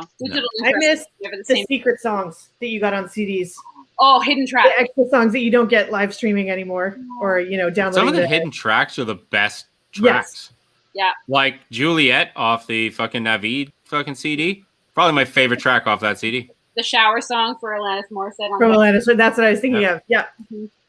My first ever demo that I recorded with a band, we actually did a hidden track. Nice. And it was like that thing to do. You know, we were coming off the 90s and it was just like, you know, when the song's done, the guitar chords have sustained and the drum cymbals have, you know, done their thing.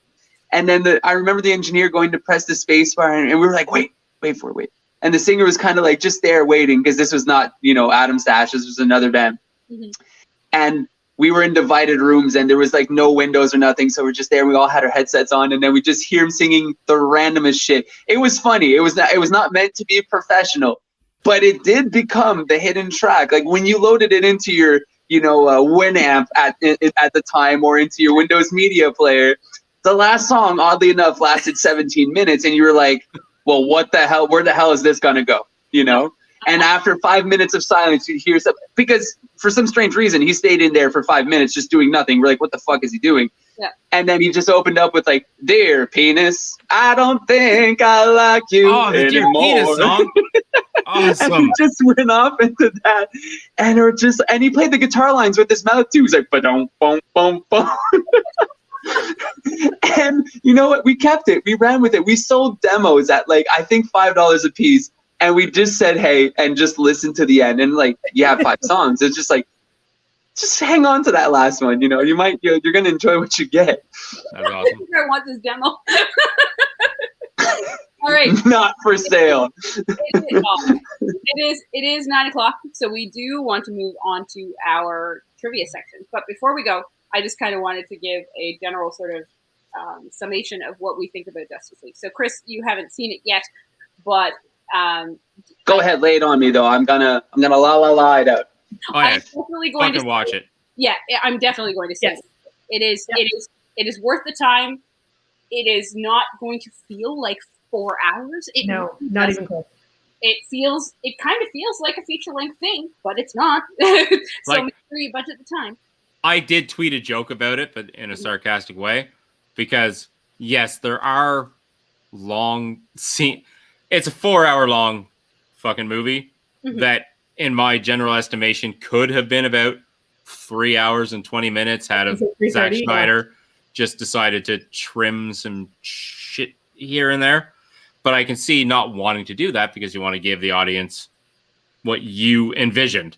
And he didn't have to, right? No, he didn't have to. I So mean, nobody was standing there with Batman his walking across the frozen tundra for fucking 7.5 minutes. Yes. A little much. Yeah. But okay. Like, it was during the credit sequence, so you needed time to get everybody's name on the fucking screen and shit like that. So I get it, but you know, I enjoyed it. It was for the majesticness of the tundra. Yes. You know, they needed to properly show up. No. Oh, we had like 19 shots of just snow before fucking we saw fucking Bruce Wayne anyway. Yeah. Those were all necessary. All shots were shot in Canada. What it looked like was all shots were shot on a fucking PC, but anyway, overall, I thought it was a fucking fantastic fucking.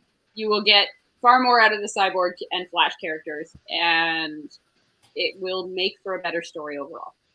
Yeah, it fills in a bunch of the holes, tells you the full story. All right. Zack Snyder gets his idea, his story out there, which I enjoyed. I always like Zack Snyder. Can Zack Snyder end a movie on a happy note ever? No. I mean, Sucker Punch, horrible fucking great movie, horrible ending. Yeah. Dawn of the Dead, yay, we escaped the zombies. Oh shit, look, more zombies. Fucking blah blah blah. Like every fucking one of his movies needs to fucking end on a fucking yay for the hero. Oh shit, never mind. He loves his tragedy. He does. And I can't say much because I have a script that I've written that is one of the most tragic things I've ever fucking written. One day, right. I hopefully get it out there, but So I understand where he comes from. But overall, Okay. totally worth it. Totally worth it. So, Yeah. here we go. Unfortunately, we're going to say goodbye to our 2 guests because we're going to play a little pop culture trivia. Yep. And we're hoping that you'll still stick around and play along. Only we I can't just hope my have phone you. will survive for it. Only we can't have you on here fucking giving up the answers. No. Shit like that. So, for everybody listening and watching and viewing, blah, blah, blah, if you participate in today's trivia, I have gifts that may or may not get fucking mailed to you, depending on if I can afford the shipping. Because They're I'm not not.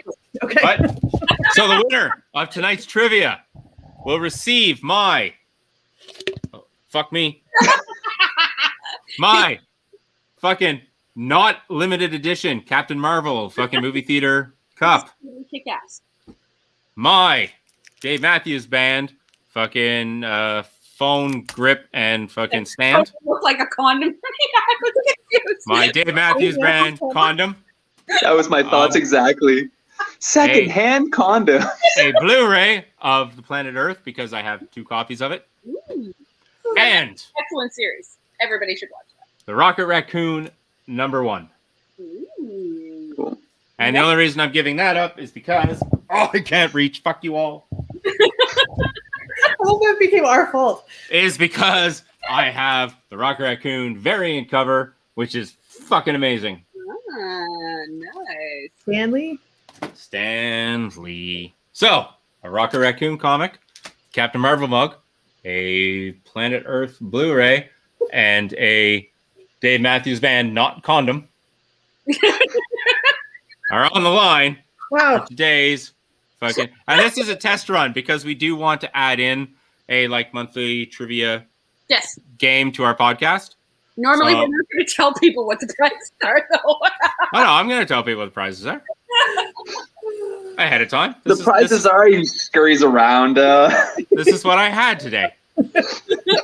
This is what people are going to Empty get. beer cans. If you don't fucking like, I think all of my prizes are decent. We were inspired by this by a friend of mine. The cup is very useful. Who doesn't want to watch fucking Planet Earth? Who, oh, where'd DVD my player microphone go? Holy shit. My friend Christopher Merkley is a comic book artist, and he did a Kickstarter to fund his second comic book. And the prizes that he gave out with certain tiers of contribution were random shit from his house. So I contributed to his Kickstarter because I wanted to keep more of his stuff.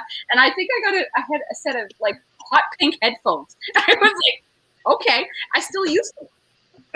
Imagine if the guy breaks out, though. The guy breaks out and it's like, hey, I have stuff from his actual house. You know how much that shit would go for on eBay or something like that, you know? Like for like if he were to break out, it's like, oh, this guy When you're you have Uber a Tragic movie, Captain you Marvel get- mug from this person. Fuck, I will sign it. There you go. I will sign the mug. I will sign David Attenborough's name on the fucking Planet Earth DVD, and I will not do anything with the Rocket Raccoon. So here, well, you two can stay here for the rules. The rules are as follows. I'm going to ask a question. People are going to comment in the comments the answer. Yeah. First person to comment correctly gets 3 points. Yeah. Second person to comment correctly gets 2 points. Third person to comment correctly gets 1 point. Just so everybody has a fair shot at gaining points. I think there's 20 questions. I will tally up the points at the end. And how many questions do you have? I had 15, but whatever. That's far too many. I have 12, but I was going to cut a couple of out. Okay. But anyway, and then I will It's tally the up Zack the points. Snyder cut Yeah, of questions. we're just extending our fucking quiz. Where's our $50 million? 50 cents. We had to cut back a couple of zeros. I don't know how much this raccoon rocket #1 is worth. Maybe. But the You never know. Purge David Attenborough copy of Planet Earth is guaranteed. Oh yeah, it's gonna bring in some fucking cash. Yeah. I'll study his signature. I'll get it just right. Don't you worry. We could. Anyway, so those are the rules. So so everybody, I don't know what you're watching on, but hopefully you have like a comment bar where you can everybody has been commenting. So I'm guessing everybody can play along. And we'll get on that. Yeah. But for now, thank you very much, Aaron and Chris, for coming on and chatting with It was us. a pleasure. And Somebody asked me if we're doing a pee break before trivia, and we are going to do that. we can do that. Yes. That makes sense. So we're gonna say goodbye to our guests. It was fucking lovely to have you both. Thank you, fucking Chris, for coming on for as long as you did. Absolutely, it was awesome. I couldn't leave. I was just like, I have to stay. This is so much fun. And I think, if I can say this to our audience, you are coming back in a week's time. That is correct. I was just gonna say I can't wait to be back with you guys next week. So next week we are actually doing an actual interview with Chris, and I don't know if anybody else is joining us from the band, but we'll we are see going what to be COVID permits. Yeah, but we are going to talk more about Atoms to Ashes Yes. and everything happening with them than them just fucking coming on and shooting the shit with us. Which is still great. Yeah. We still absolutely loved it. You are always welcome. As is Aaron. 'Cause Aaron is also And get working on my thong. It's in the process. Yes. And everybody get ready to see that on social media. I'm going to get banned on social media. Usually I would say I have to approve it first, but I'll let you go ahead with this one. We're doing it. All right. So we will see you guys in a little while. That's right. Yeah, so we're going to take a 5-minute break. I'll throw a video on, and we'll fucking... Unfortunately, Chris, Civilian also gave us a video, so we're going to be playing one of theirs this time. That's okay. But fucking... Well, I know I had a second video for you, and I really wanted to fucking... We will play it at another time. Sweet. We still have more time, but we like to spread the love. And that's okay. Chris, I hope to see some answers from you in the fucking trivia if your phone manages to fucking survive this. I don't know. It's at like 7% right now. 7%. That's great. I'm surprised it made it this far. That's like 12 minutes worth of phone. You're fucking great. Okay, Chris. 12 minutes from what I understand. There's like 27 questions right now. So no, I don't think so. We're not going to make it. But thanks for coming on again. It was great. Absolutely. It was my pleasure, guys. Can't wait to see you next week. Talk to you soon. Bye. See you later. Bye. All right. Video time. Yeah, let's see if I can get this going. Everybody, enjoy a little Civilian and how it ends. Nice. It's going to start. There we go.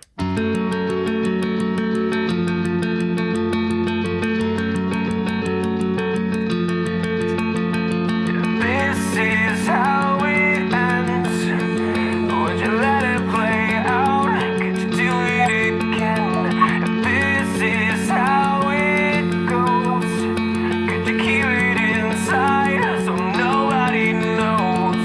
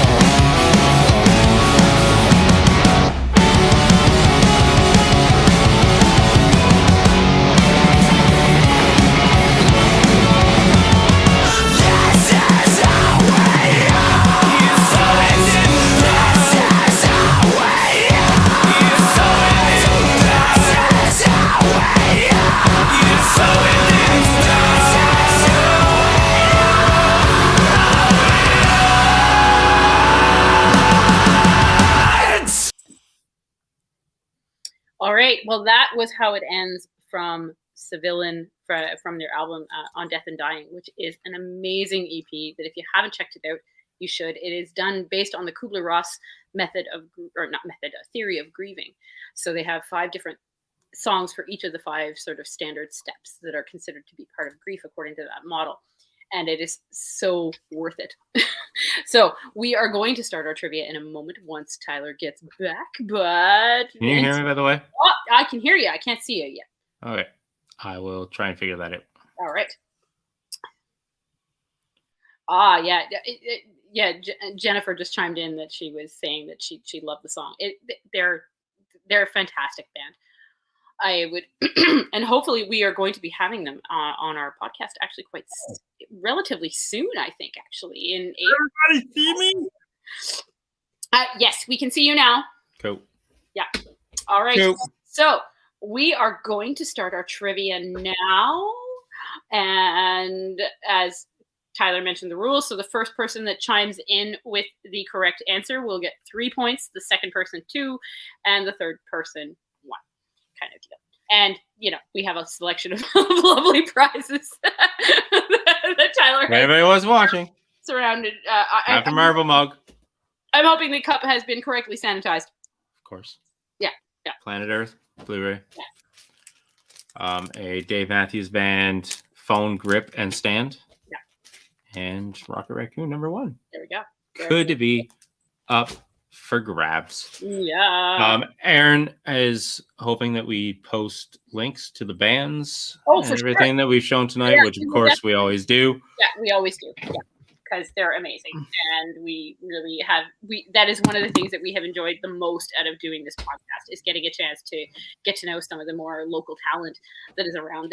That Civilian is getting some radio play on Rebel 101.7, but they just don't get enough attention, right? So we want to bring as much as we can to that, and we're really honored that we have the platform to do that kind of a thing. And we're super honored that they're going to be on the show with us in a couple of weeks as well, with the release of a new EP, which we will let them tell you all about if you decide you want to follow any of their social media and shit. They're fucking all over it. They got a new EP coming out.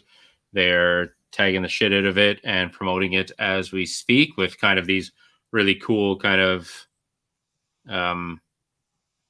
curious images. Oh yeah. They're definitely doing some. They're doing some good shit with their social media. Sure. Yeah. And of course, as we just had fucking Chris on. Yeah. We love those guys. Big shout out to Atoms to Ashes. Yeah. Absolutely great music. And again, we were part of their viewing party last night for their new song coming out. Mm-hmm. And they're a highly engaging group of guys. Like they're just wonderful stuff to follow along with. All right. So who wants to start? And are we going to go themed here, or are we doing just like today, because it's a trial run, we're just going all around the horn. Okay. So when we actually settle down to do our trivia, we're going to break it down into certain categories. Mm-hmm. Each category will have fucking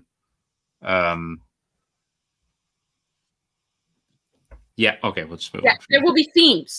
Themes. That's the word I was looking for. Yes, so we will have thematic categories in future endeavors for trivia. But for now, we are just kind of doing a general potpourri. Okay. So again, recap of the rules. Yeah. I'll ask the question, or Karen will ask the question. Yeah. In the comments, write your answer. If you're the first person to reply, you get 3 points. If you're the second person to reply, you get 2 points. If you're the third person to reply, you get fucking 1 point. We tally up the points at the end. Karen, do you have a pen and a piece of paper? Oh, fuck, no. I'll do it on my phone. Aaron is saying that we need to do more of these live stream podcasts, apparently. So maybe we are going to do that because, we like to do that. And when we started this whole nonsense, we were a little bit more shy about, appearing on camera and all of these things. And one of us was. Which one of us, actually? You. I was always on board with the live streams. Anyway, now we've kind of gotten over that shit. So, we're a little bit happier to do this now. Okay. I'm gonna start. Mm-hmm. I'm gonna start with an easy one. All right. So everybody, get your fingers on your keyboards. Uh-huh. Are you ready? Is everybody ready? You ready? I don't know. Ready. Okay. We're gonna assume. Where does the wizard in the Wizard of Oz live? Ha ha ha ha. Write it. Do it now. As soon as we get 3 correct answers, we're moving on. Yep. Or as soon as we get a correct answer, 2 correct answers. We do have it. We should give a time limit here. You have what, like 1 minute? Sure. Because really, I mean, we don't want to give you that much of a chance to fucking Google shit. Okay, well, we already have a winner here. We have Aaron in with the fucking correct answer first. So she gets 3 points. Yeah. Yep. Because, of course, it was exactly that. Well, I'm not going to say it out loud at the moment, but we can say that out loud, you know, once 1 minute has passed, kind of thing. Once it hits 21:23 in my on my clock, we will stop. Oh, I got the counter in the top. Oh, it says live, and I'm at 20 or 2:27. So as soon as 2:28 hits, I'll ask the next question. All right. No, it's my turn. Oh, you'll ask the next question. Turn. Fuck you. All right, I got 20:28. Okay. All right. So next question, right. please. Next question. This one is a little bit of a throwback. So, what Steve Martin film features a rather unique highway sign? See if anybody can get this one. It's one of my favorites of his, and probably one of my favorite movies. Really, actually, we'll have to see if anybody knows this one. Does it star a famous Canadian? Fuck, you're asking me way too many questions there. Okay. Well, then it's not the movie I was thinking of, because you would have known that right off the bat. It's not the one that has been posted, though. I can tell you that. Oh, no. Mm-mm. So far, no correct answers on that one. Mm-mm. Everybody can have a couple of more seconds to go. Mm-hmm. Mm-hmm. And I will. Can I give it away after? So shall I give it away? You can give it away now if you like. It is L.A. Story. L.A. Story. Yeah. I always love the scene where he just rollerblades through the art gallery. Mm-hmm. It's a good scene. Mm-hmm. Freedom. Okay. My turn. Yeah. Jack Nicholson won his first Oscar for his role in which film? Oh.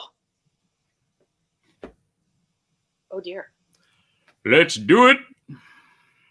Ooh. I don't even know if I know this answer. Well, let's see if anybody else does. Jack Nicholson won his first Oscar for his role. Are you asking or are you telling us? No question marks allowed. And 3, 2, 1. And the correct answer was One Flew Over the Cuckoo's Nest. Ooh, brilliant film. Brilliant film. Fantastic fucking story. All right. No points. No points. Oh no. Okay, so I'm going to ask one. Let's see. What do I want?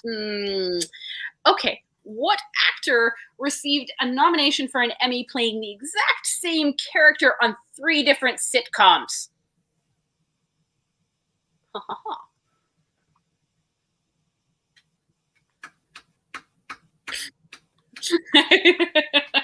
I'm not sure what Aaron is talking about there. Abswearing? Absering. I'm sure she means answering, but I don't really quite know. What character? Exactly. Oh, I know. You know who I'm talking about now? I think so. Okay. I will let you respond when the time is correct. No, because I could be wrong. No, you should try. Yeah, do it. Okay. We'll give it 5, 4, 3, 2, 1. Mary Tyler Moore. Nope. Kelsey Grammer. Oh, Kelsey Grammer. Cheers. Yeah. Frasier. And what was it? I get Cheers and Frasier. Yeah, and then probably the show that the very brief, short-lived show that was the spinoff of his, ex-wife from that. Right. Lilith. Lilith. Yeah. So I am going to assume that. All right, yours is next. Mine is next. And for what film did Catherine Bigelow become the first woman to win an Oscar for Best Director? I know this one. This makes me happy. Okay. And we got a minute. Mm-hmm. Everybody get your answers in. I like trivia. Trivia is fun. I like trivia too. Mm-hmm. Catherine Bigelow was the first woman. Sorry. Well done. Well done. And we have the correct answer in. Do we have anybody else chiming in, though? Another 3 points there. A little bit. I'm thinking Aaron might get this one. Maybe. She seems to be running away with it. Yeah. Even though the gin is kicking in, according to her. All right. Is it my go?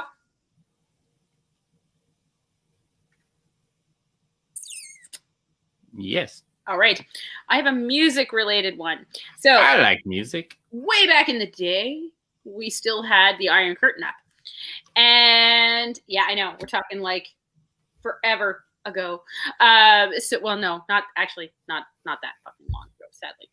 But who was the first major rock star that got to perform in the Soviet Union in 1979? So who managed to get past the Iron Curtain and perform over in Russia? Sharon Lois and Bram.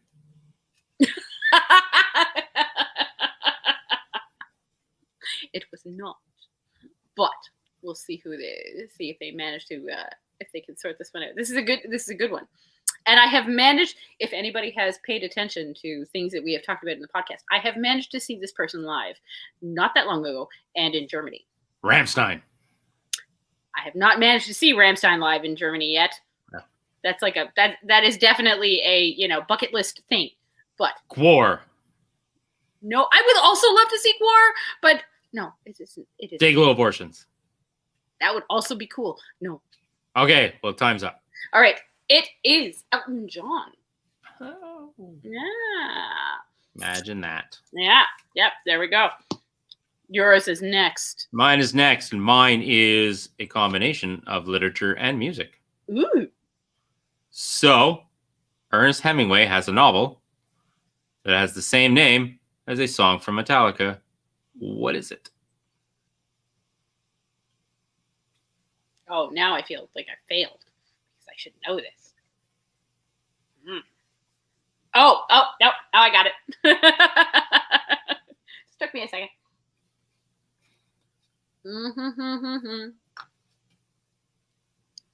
Did you just hum it? No, not on purpose. If I did, I totally. We have our first correct. We have our first Well correct done. answer. Yeah.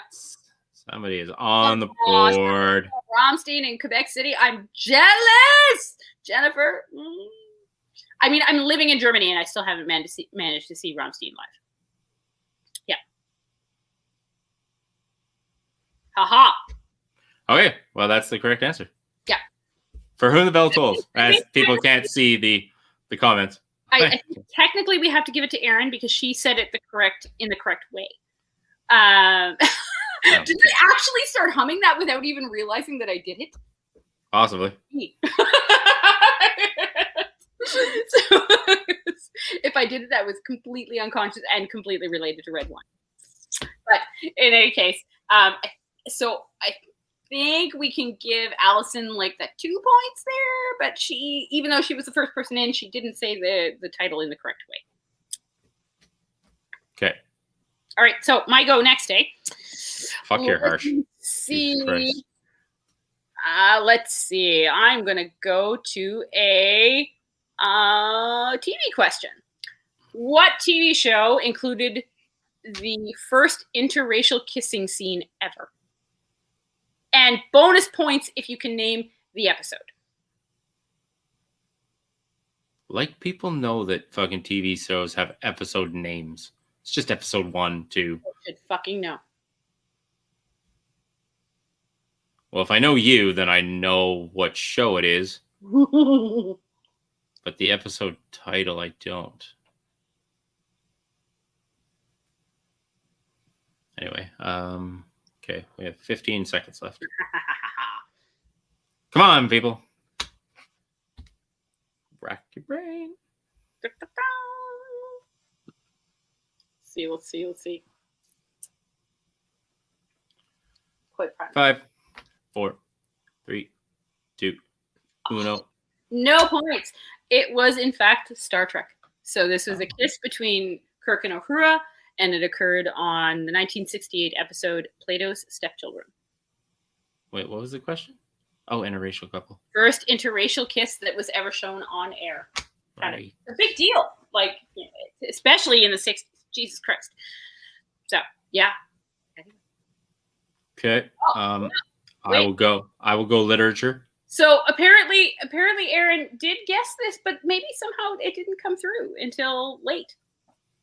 Well, if you're not fucking expedient enough, we gave a minute. I will give you a point. Yeah, we'll give her a point. I'll give you a point. Yeah. If you can't be on time, I don't know what to tell you. Okay. As he's been in the news lately, we'll go with him. What best-selling book begins with the line, "I am Sam, Sam I am"? Like, this one should be difficult. No, everybody should know this one. Oh, she said she was on time. I don't believe her. Give this one. Tick, tick, tick, Yeah, this one goes. You have 30 seconds left. tick, tick. Aha, there we go. Okay. First correct response. Done. Mm-hmm. Waiting for the next one. Oh, There we go. Done. Waiting for 10 seconds left to get your replies in 5, 4, 3, 2, 1. Done. Next. All right. I have a few gimme kind of cinema questions here. And the first one is... Don't give me questions. I'm giving away my shit here. Well, maybe it's not a gimme. Like, I kind of assume they're a gimme, but then I forget that we watch a lot of motherfucking movies. So maybe I'm wrong. Who is the father of Rosemary's Baby?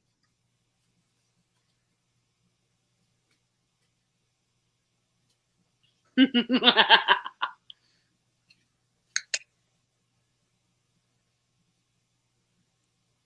mean, this is classic cinema here.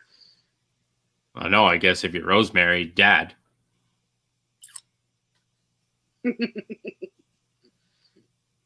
to see if Oh, I know. Okay, I got it. 30 seconds. See if somebody knows. 20 seconds. We need to play this game, by the way. The director's cut game. You would like this. There are movie quotes and actor quotes and all sorts of stuff. And we are done. That would be The Devil. Oh. Imagine that. Okay. This one might be a little bit of outside of people's realm of knowledge. Oh, Aaron managed to chime in. Maybe we're getting a delay here related to... Well, it might be. So we will give her a point. I'll give her a point. She did get it in there. Yeah. Okay. Who is Garfield's veterinarian? Damn it. Nope. I'm thinking of somebody else. Mr. Arbuckle had the hots for her. Oh, okay. It is the person I'm thinking of. Yeah. Aaron's like, I swear there is a delay. There must be. Or I think you're fucking Googling the answers and just getting in late. Oh! Aaron was accusing me of throwing shade earlier. I think that it's him that does that. Over there. Well, just to say, if anybody actually chimes in with this answer in the time limit, I will know you Googled it. But I know the answer.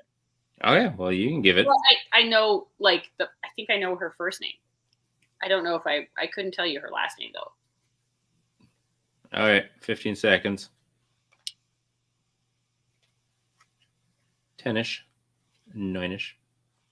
Oh, no, her name was not bullshit. Thank you for playing, Aaron.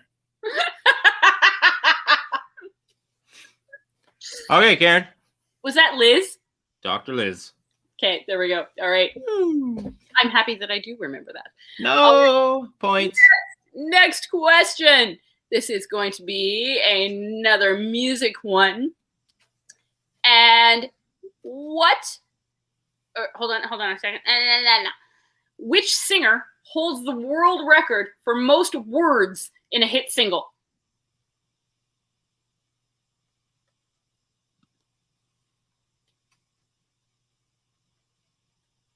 I like your look of contemplation there. It's somebody that we have listened to. Yeah.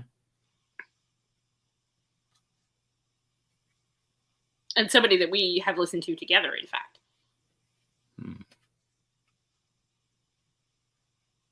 So if that tells anybody anything that's old. I'm guessing it's not Eminem. Because somebody answered it. Well, now again, no question marks. No. 10 seconds. Was it Eminem? It is. Yes. Oh. Yeah. Somebody gets some points. Yeah, for he achieved the world record with Rap God, 6-minute track, 1,560 words, 4.28 words per fucking second. Holy shit! So, we talk fast, and that is still pretty fucking astounding. Okay. What curious gift was included when you bought Alice Cooper's album School's Out? Oh, I do not know this. This is yep. This is not. And I'll give you a bonus point if you know the kind of backstory to it. Mm. Not so much a backstory as a side story. Okay. Same thing.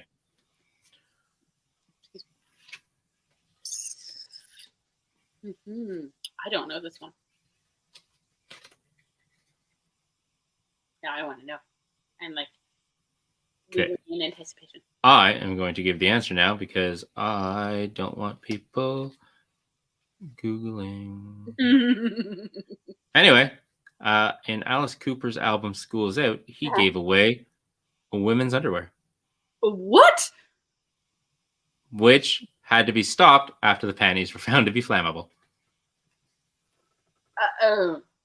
So if you bought Alice Cooper's School's Out album, you got a pair of panties. I feel like all panties are flammable. Really? Well, I guess they were extra flammable. Interesting. All right. My question is movie related. Whose boss was M?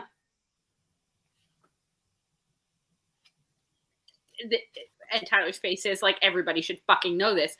Let's see. Okay, so I have 1, 2, 3, 4, 5, 6, 7. I have 3 more questions to ask. Ooh. What am I gonna do? That one's good. That one's good. That one's good. Ha ha ha. We have our first correct answer. Sweet. Points.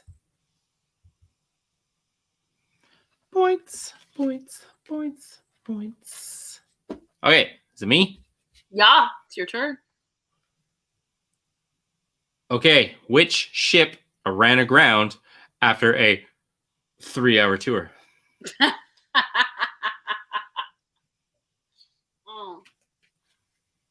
If you sit right back, you'll hear a tale of a faithful ship Yeah. that started from this tropic port aboard this tiny ship. And that ship was named...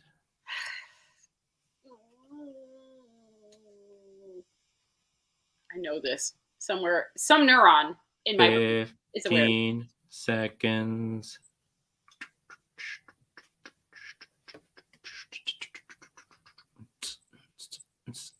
You're going to have to get this one.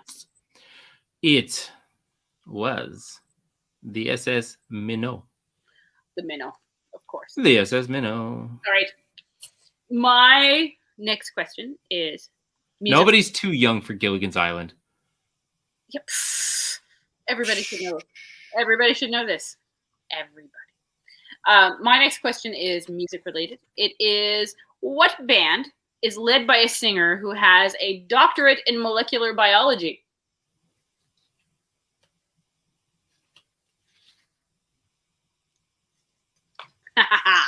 Bloodhound Gang. No. It is a band, and he achieved this actually relatively recently in 2017. That gives people any context. Chris, if you're still watching, do you have a degree in molecular biology? If he has a doctorate in molecular biology, I'm going to love him even more. Oh, I didn't see that come in. Mulligans, I'll give you a point for the SS Minnow. I give you points for the SS Minnow answer. Okay, that's it. We're done. Offspring. Oh, Dexter. Dexter Holland. Yep. When he started the band, he had his master's already and in microbiology, and during the over the course of when the band went crazy, and then when they had some quiet time, he finished his studies and did his PhD. Very cool. Yeah. I want anybody to write down 3 Spider-Man villains. Ooh, nice. Any 3 will do. My brain, for whatever reason, immediately went to Batman. What the fuck? That's not even the same comic. No, it's not even the same series. Let's see who gets their 3 in first. 3, any 3 Spider-Man villains. If you're smart, you take the short ones. Let's see what they do. Like if anybody writes out Dr. Octo Octavius, you're taking far too much time in writing your answers. Oh. Well, that's 1. 2. It's 2. You could have all written them on the same line. But I like your swag. Still need a 3rd one. 5 seconds. There we go. Answers in. We're done. Moving on. Congratulations. Yeah. We had the answers of Doc Ock, Green Goblin, Vulture. Of course, we could have mentioned Venom. We could have mentioned Craven. We could have mentioned the Hunter. We could have mentioned, or you can just write Vulture twice. Well, you can spell it correctly. That's right. I can see that now. Yeah, makes sense. All right. Anybody who knows me in any way, shape, or form, or who has listened to any of our podcasts, should be able to make a connection here. What is Indiana Jones a professor of? Love making. Hats. Bondage. Goodness. Dude. BDSM. You have gotten into some weird things since we dated.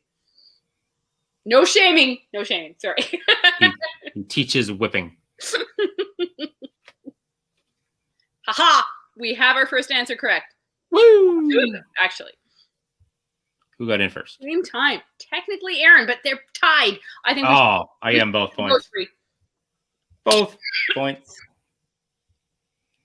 Full points. Yeah. If the time on the clock says 3 o'clock.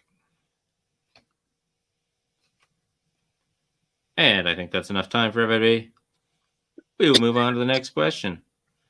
And the next question is, what trendy digital pet was released in 1996 by Japanese toy company Bandai. And I will only take precise spellings. Ooh. He's being persnickety here. That's my 10-cent word for the day. Oh, just because I want to see people like rewrite it so many times in the fucking comment section. Is it that? No, wait. Is it? No. That's okay. Also, no. I don't even know if I know the Oh, we already have. Well, we have. Oh, we have a correct answer and spelling on the second try. Is there supposed to be a T in there? Yeah. Like, I mean, at the beginning. Yeah, Yeah. the second one is supposed to be in there too. Oh, okay. All right. Then there we go. Haha. And there we go. No. Points. I had one of these little bastards. Me too. Made me feel terrible for killing it.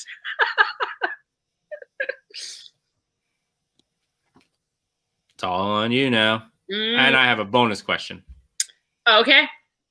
So you can ask your question, and then we'll finish Oh, off okay. with that. All right. We should be at 20 questions because I asked 10 Yeah. and Makes I sense. started. Where did my thing go? There it is. All right. Mine is a little. It's not really that hard.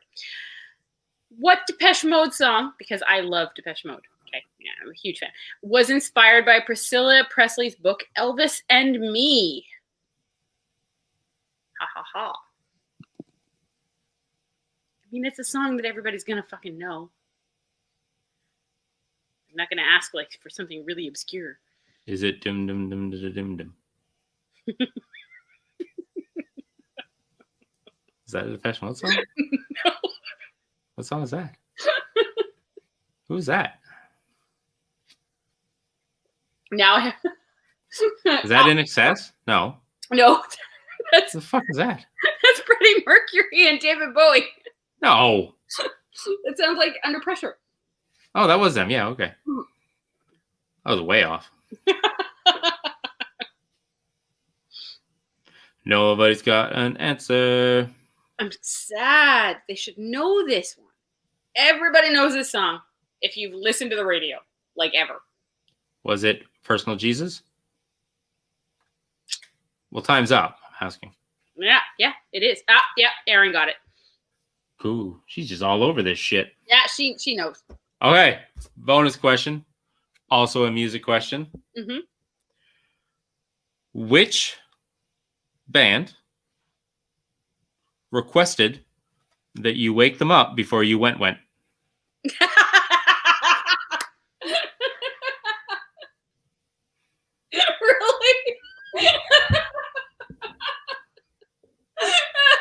They should be fired just for I guess they were eventually, but you know. What band wanted you to wake them up before you went?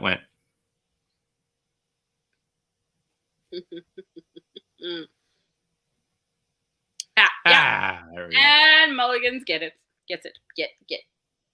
Yeah, okay. Wine and me. English bad. Well, luckily, as we come to the end of our trivia section, I don't have to mail these very far. No, I suppose not. Because the winner of tonight's trivia is friend of the show, friend of mine, friend of everybody's, good old Aaron. Apparently, we make trivia fun, though, and I appreciate this. Thank you. Well, that's good because we're hoping to keep it going. Yeah, we want to do more. It is a more enjoyable thing. So yes, Aaron, you are the winner for this thing, and so you get to be the happy recipient of Tyler's stuff. My stuff. And don't just think that this was just garbage. I wasn't planning on fucking tossing this out or giving it away. No. So you're getting some cream of the crop shit here. Indeed. Oh, she wants a crown. Just come on to our show and make up the rules. The fuck? We can draw one on her the next time she comes into a video chat, maybe. Yeah. I mean, I can go pop a Christmas cracker and give her a paper crown. Yeah. If would make her happy. I install at Burger King, see if they still have them. Mm-hmm. If I buy like a Burger King version of a Happy Meal, I think they have like the golden crown still in there. I mean, sure. like our screen shows like the crown from Statue of Liberty, so she gets one. Oh, we could have just centered her right there.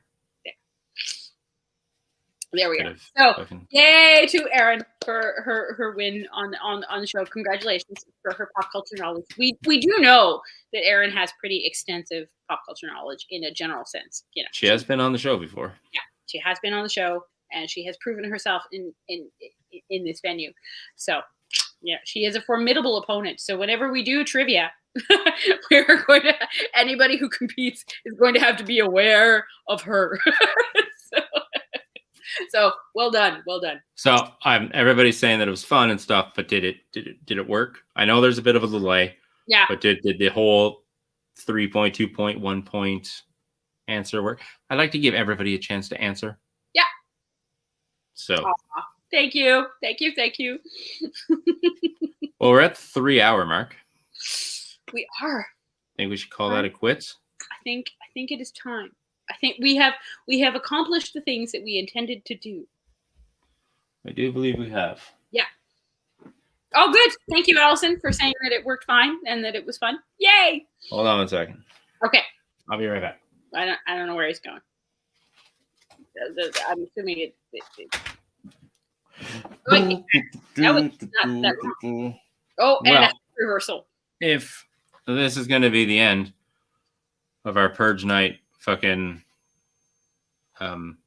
live stream, then I'm going to go out and purge. Oh, yeah, we should be prepared. Yeah, we need to go. Oh. Right? Is it time for us to go and play?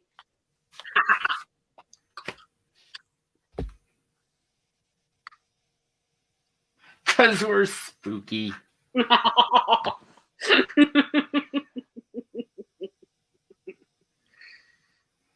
Oh, I like these things. These are good. They're hard to see out of, though. So this is how we're going to end our Purge live stream. Because it is time for us to go. I am going to go out and jaywalk. That is my crime of choice for the night. Actually, let's close this out by talking a bit about the Purge. Because we've had shit to say about it before. We have. For the people who are here, this is kind of a weird question. What ridiculous crime would you commit on Purge night? Because we've watched the movies, and literally, based on the movies, all the government who created this mess wanted people to do is kill each other. Yeah, I mean, all crime was legal. So, all crime was legal, and all anybody did was kill each other. Yeah. So we think that there are better things that people could fucking do. So we discussed this, and we both thought if I could get away with anything, I would hack like some fucking bank or Bitcoin fucking whatever. Oh, fucking currency. Thank you very much. Just all fucking currency. Yeah. Hack it. And then when the 12 hours is up and they're like, hey, you hacked all that money and blah, blah, blah. I'll be like, yeah, but I did it during the hours of the Purge. Too bad. So that's fucking legal. Yep. Like, I'm not angry enough to just go out and want to kill everybody. Yeah. And I don't understand that was what everybody wanted to do. We have robbed jewelry stores. I thought of robbing a bank. Yeah. And being like, okay. But the only problem with the robbing of the jewelry stores and the robbing of the banks and stuff is you have to leave and go out into the world where people are killing everybody. Well, you also have to fence that shit afterwards. Yeah. So, that is... I'm not a criminal, I swear to fucking God. But but you have to be able to get rid of the product. But I'm just thinking like hacking or whatever. Cash. Yes. Exactly. Banks are tough, I get it. And again, jewelry stores and everything. But again, you still have to leave to go do it. If you hone up your hacking skills, you can sit in your basement apartment, do whatever you want, not have to worry about going out in the world where people are killing each other, steal all your shit, and then just be like, oh, no, all mine. And then next year, when the Purge comes around again, you're living down in Barbados. I don't even think they have the Purge down there. I think you're fine. Yeah. You fly helicopters, wear Hawaiian shirts, you're good. Yeah, I don't want to get into a bank. I want to get into a virtual bank. So that's what I never got about the Purge Very movies. skills. Is we all know that the Purge is brought up because they wanted to. They were definitely looking to get rid of, other races and classes. Like, it was completely fucking racist, classist bullshit. But, But not one person thought of anything more clever than, I'm just going to go kill people. I like that. Just for fun, I'd let loose all of the zoo animals. Oh, I'm on board with that too. Yeah. Although, I feel like a rhino probably wouldn't do so well in the general public. Poor little bastard. Yeah, well, I don't think a rhino's doing well where it is in the first place. No, sanctuaries. Sanctuaries are good. Zoos are bad. That is the way these things go. Okay, so I went with jaywalking.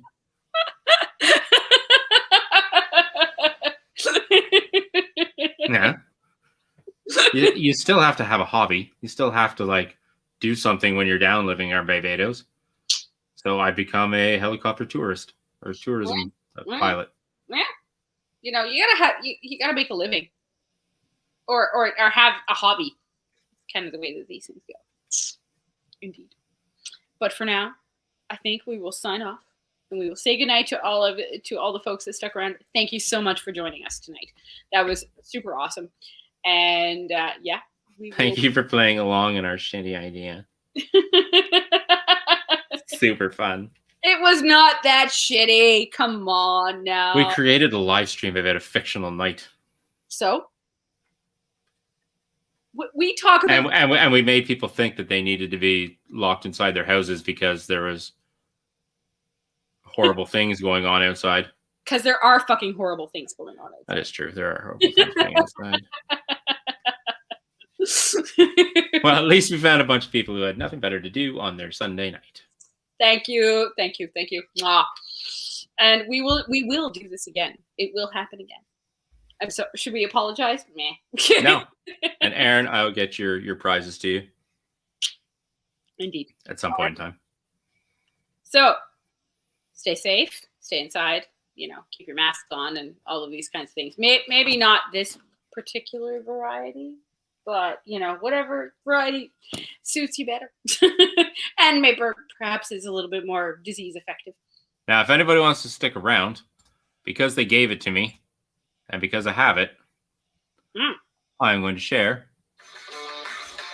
an Adam Stasher for you. This one I played before.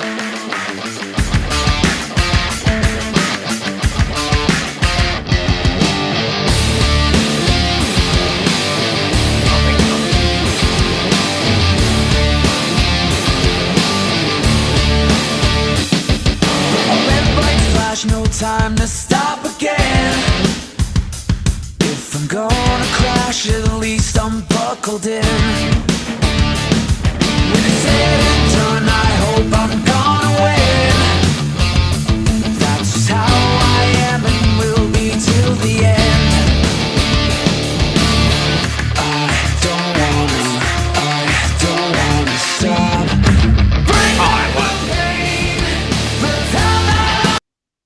Sorry. Same one. We're going to do the next one. Yeah, okay. Thank you, Mulligans. By the way, I don't know why I call you Mulligans. He has decided that this is what. Oh! Where's the other song? Yeah, I was just going to say, we that sounded a lot like the same one to me.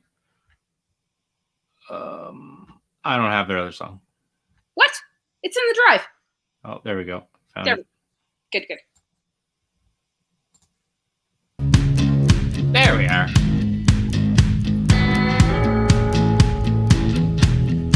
Everybody, another song from Adam's to Ashes. Enjoy.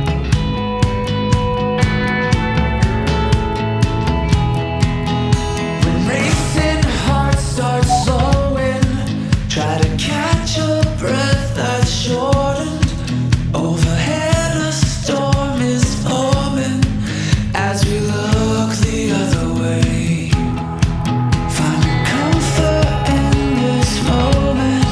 Second guessing all this torment.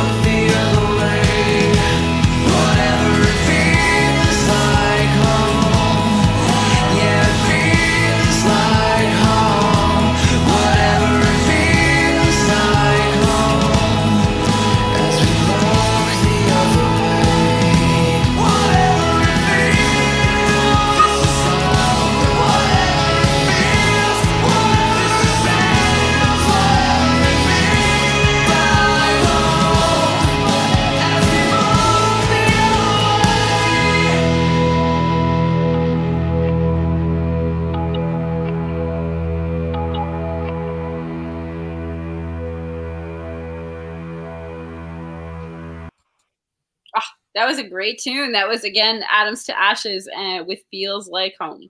And fucking fantastic. Oh my God, those guys are great. So that's the end, people. Yeah.